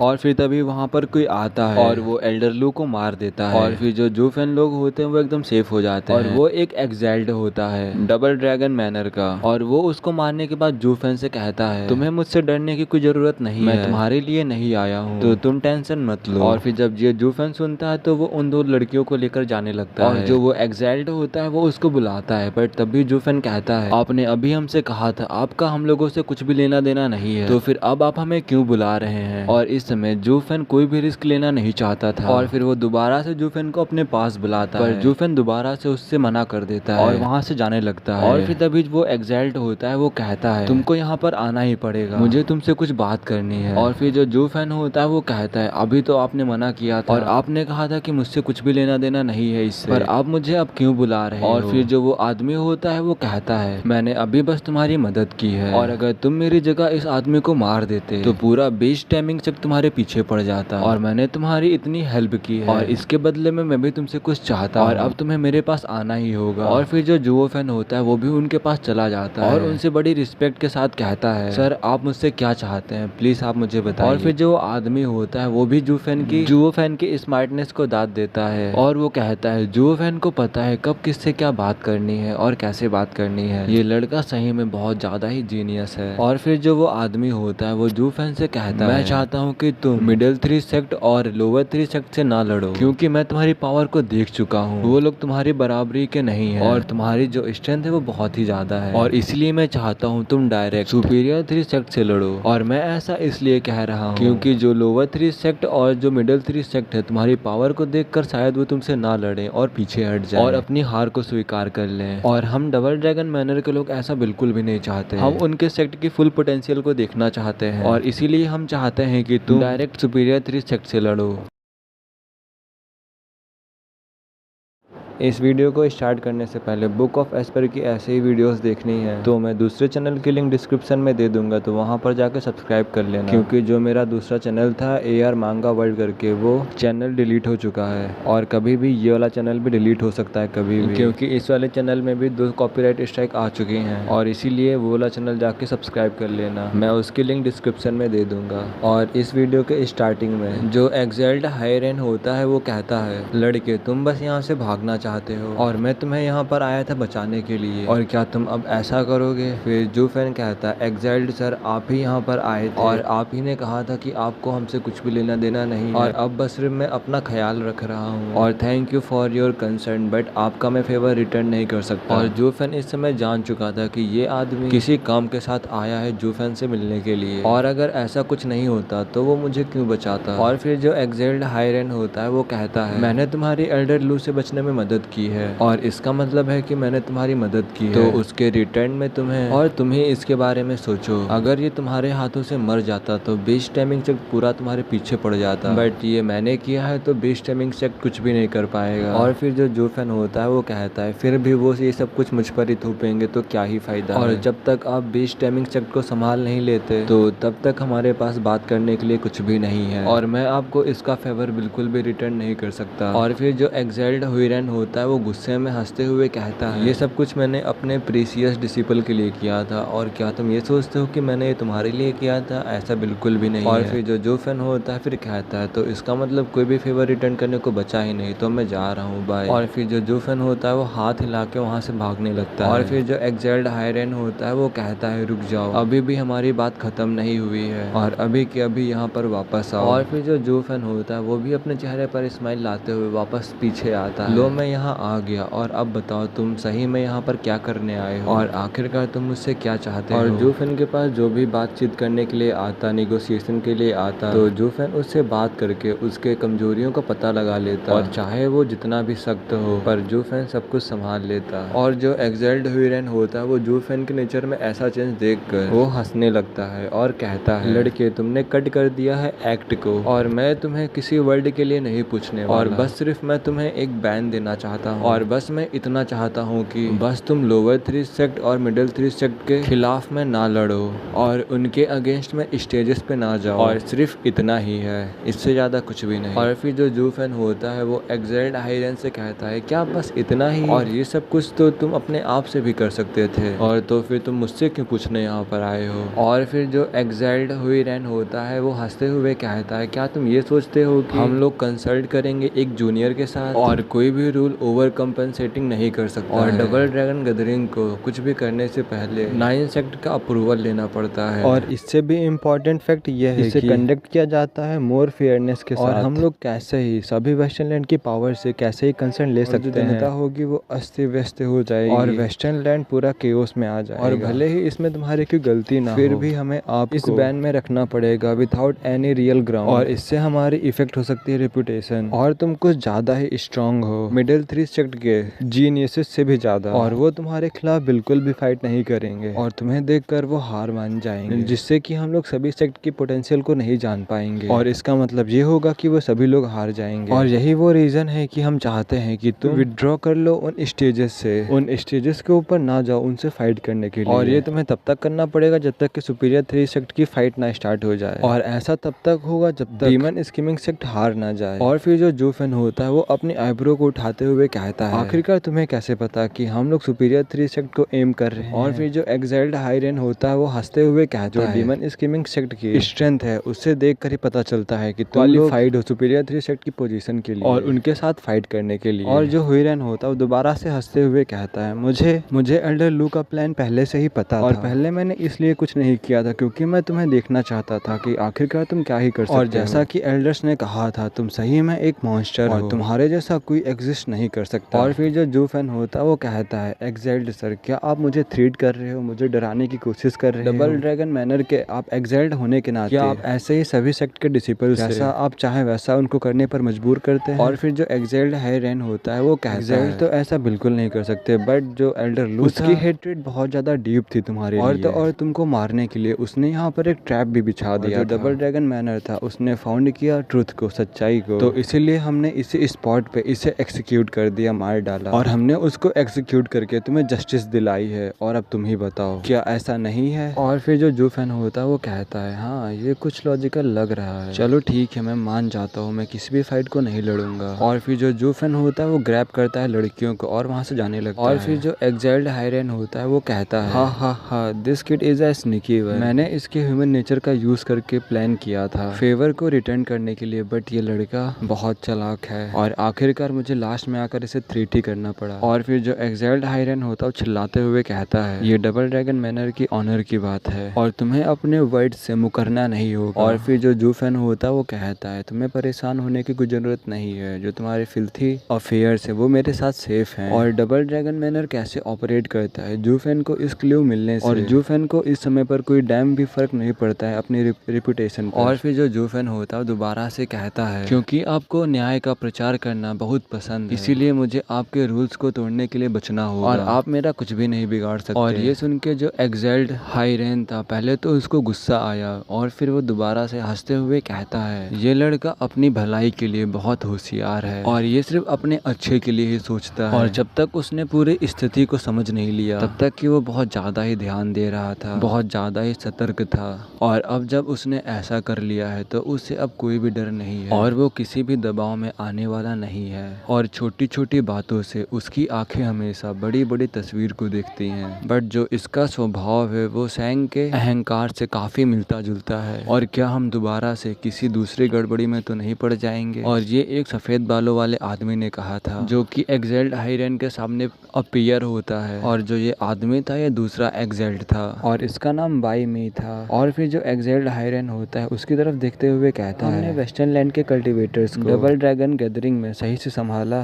क्योंकि जो लोग कल्टीवेशन करते हैं वो लोग किसी भी चिंता से आत्मज्ञान को हासिल कर सके। लेकिन जैसे जैसे समय बीतता गया सभी लोग रिसोर्सेज पे ध्यान देने लगे और जो सच्चे कल्टीवेटर थे वो दिन पर दिन कम होते गए और वो सभी ज्यादा ही लालची होते गए और सभी लोग कल्टीवेशन के मूल सिद्धांतों को भूल गए, कल्टीवेशन के मेन प्रिंसिपल को भूल गए। और वेस्टर्न लैंड को एक स्थान बनाने के लिए हमने अपने सबसे बेस्ट डिसिपल्स को बाहर कर दिया, और अब इसके बारे में सोचते हुए वह और उस लड़की का एक स्वतंत्र देश बनाने का सपना, और क्या यह उसका ही रास्ता नहीं था? And across the ages the rare occurrence of someone with a clear pursuit appeared and it happened to be our disciple. लेकिन हमें फिर भी उसकी आकांक्षा को कुचलना पड़ा, और शायद हम लोग वो कल्टीवेटर्स नहीं रहे जो ऐसा करते थे, और अब हम लोग वेस्टर्न लैंड को एक्साइल्ड डबल ड्रैगन के रूप में कंट्रोल करते हैं। और फिर जो एक्साइल्ड बाई मी होता है वो कहता है, जैसे जैसे वेस्टर्न लैंड चेंज होता है वैसे वैसे हमें भी चेंज होना चाहिए। और फिर जो एक्साइल्ड हायरेन होता है वो कहता है, हमारी आकांक्षा को पूरा करने के लिए असमर्थ होने का मतलब ये है कि दाव का पीछा छोड़ना, और हम लोग इस वर्ल्ड में सिर्फ एक मोनार्च से ज्यादा कुछ भी नहीं। और इसमें कोई भी आश्चर्यजनक बात नहीं है कि सैंग हम लोगों से आगे इतनी जल्दी कैसे निकल गए, और हम युगों में शायद ही कोई कदम उठा पाते, क्योंकि हम लोग ट्रू पाथ में बहुत दूर भटक गए हैं। और अब जब हम एक और ऐसे व्यक्ति से मिल चुके हैं तो क्या हम दोबारा वही काम करेंगे? और जो बाई मी था वो अभी भी चुप था, और इन्हें वेस्टर्न लैंड की हाईएस्ट पावर होने की वजह से वे दोनों दोनों ही अपने इंटरेस्ट से बंधे हुए थे, मतलब अपने हितों से बंधे हुए थे, मतलब जो वो करना चाहते थे वो नहीं कर पाते थे। और इनकी ड्यूटी यह थी कि ये प्रोटेक्ट करें वेस्टर्न लैंड की स्टेबिलिटी को, और इससे कोई भी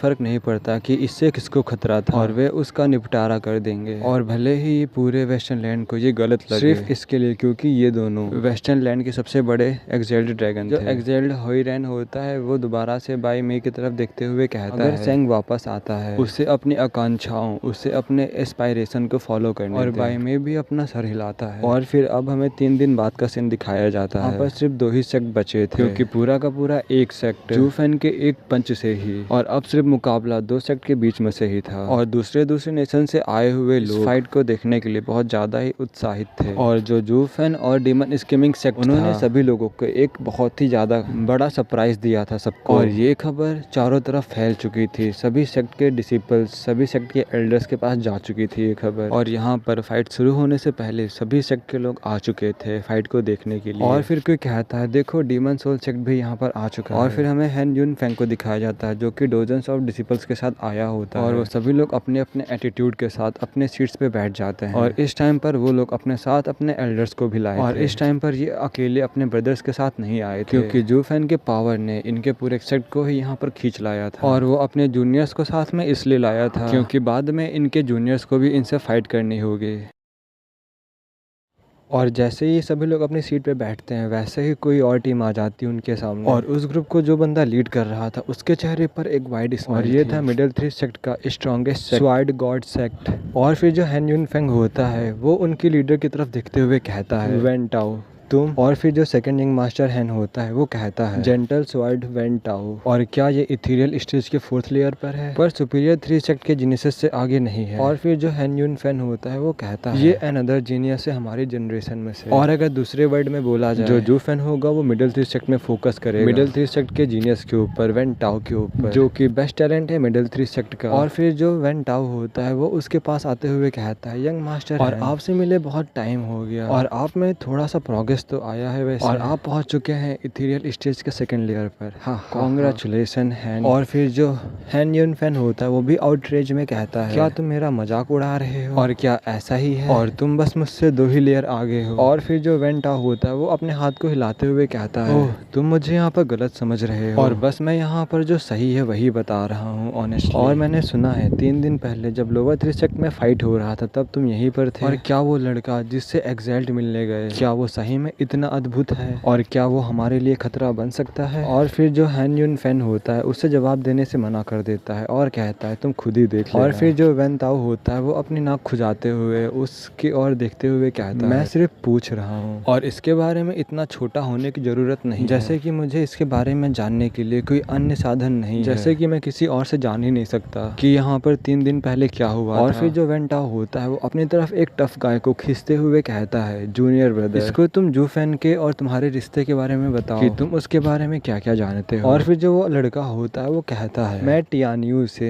जी टियान संग हूँ, मैंने एक बार जू फैन के साथ लड़ाई की थी। और फिर जो वेन टाओ होता है वो हंसते हुए कहता है, देखो मेरे पास तुमसे ज्यादा इन्फॉर्मेशन है, और बताओ अगर इन्फॉर्मेशन को एक्सचेंज करते हैं तो कैसा रहेगा। और फिर तभी कोई और कहता है, देखो हेवन ट्रेलिंग सेक्ट भी यहाँ पर आ चुका है। और फिर कोई कहता है, क्या हेवन ट्रेलिंग सेक्ट टियानयू के 3 गार्डियन सेक्ट में से एक सेक्ट नहीं था, और हम लोग डीमन स्किमिंग सेक्ट के बारे में इससे और भी ज्यादा इन्फॉर्मेशन ले सकते हैं। और फिर जो वेन टाओ होता है और वो हेवन ट्रेलिंग सेट की तरफ जाने लगता है, और हैन यून फेन की तरफ हाथ हिलाते हुए कहता है, सॉरी अभी मुझे जाना होगा, अभी मुझे थोड़ा सा काम है, तो हम लोग बात को मिलते हैं। और फिर जो सेकंड मास्टर हैन होता है वो कहता है, क्या वेन टाओ मिडिल 3 सेक्ट का क्या बेस्ट जीनियस है, पर देखने से तो ऐसा बिल्कुल भी नहीं लगता।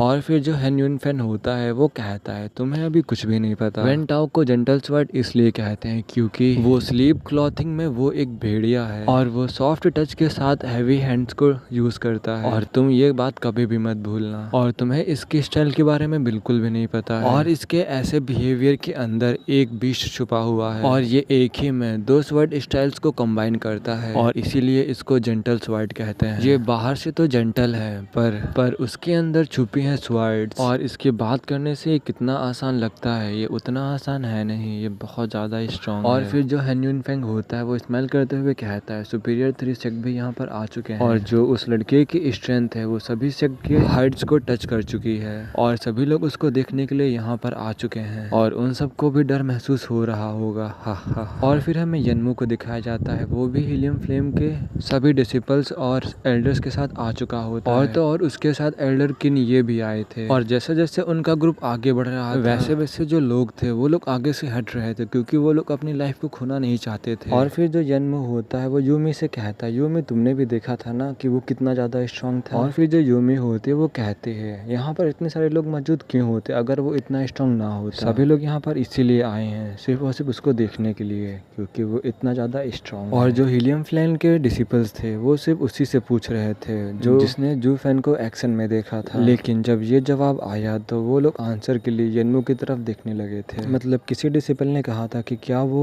यन्मू से भी ज्यादा ताकतवर है और इस जवाब को पाने के लिए वो सभी लोग यन्मू की तरफ देखने लगे थे। और फिर तभी वहाँ पर कोई आता है और कहता है यन्मू से, यन्मू तुम कैसे हो, तुमसे मिले हुए बहुत ज्यादा टाइम हो। और ये था वो किंग क्यू जो कि था अल्टीमेट क्लैरिटी सेक्ट से। और फिर जो यन्मू होता है उनकी तरफ मॉक करते हुए कहता है तो आखिरकार वेस्टर्न लैंड का ग्रेटेस्ट टैलेंट, बेस्ट टैलेंट यहाँ पर डर के मारे आ चुका है। और क्या तुम डर रहे हो कि वो लड़का तुम्हारे टाइटल को छीन ना ले और इसीलिए क्या तुम उसे देखने के लिए आए हो। और ये वाला एपिसोड यहीं पे खत्म होता है। और जिन लोगों ने भी बैकअप चैनल को सब्सक्राइब नहीं किया तो सब्सक्राइब कर लो जाके। और पता नहीं ये वाला चैनल भी कब डिलीट हो जाए क्योंकि जो दूसरा बैकअप चैनल था वो पता नहीं 2 ही दिन में डिलीट होके गायब हो गया। और अगर तुमको विश्वास नहीं हो रहा तो तुम जाके देख सकते हो, AR मांगा वर्ल्ड करके दूसरा चैनल था उसको सर्च करके देख सकते हो और वो तुमको कहीं भी नहीं मिलेगा। और इसीलिए जाके वो जो दूसरा चैनल की मैं डिस्क्रिप्शन में लिंक दूंगा या कमेंट सेक्शन में लिंक दूंगा तो उससे जाके सब्सक्राइब कर लेना अगर तुम ऐसे बुक ऑफ एस्पर की वीडियोस को देखना चाहते हो।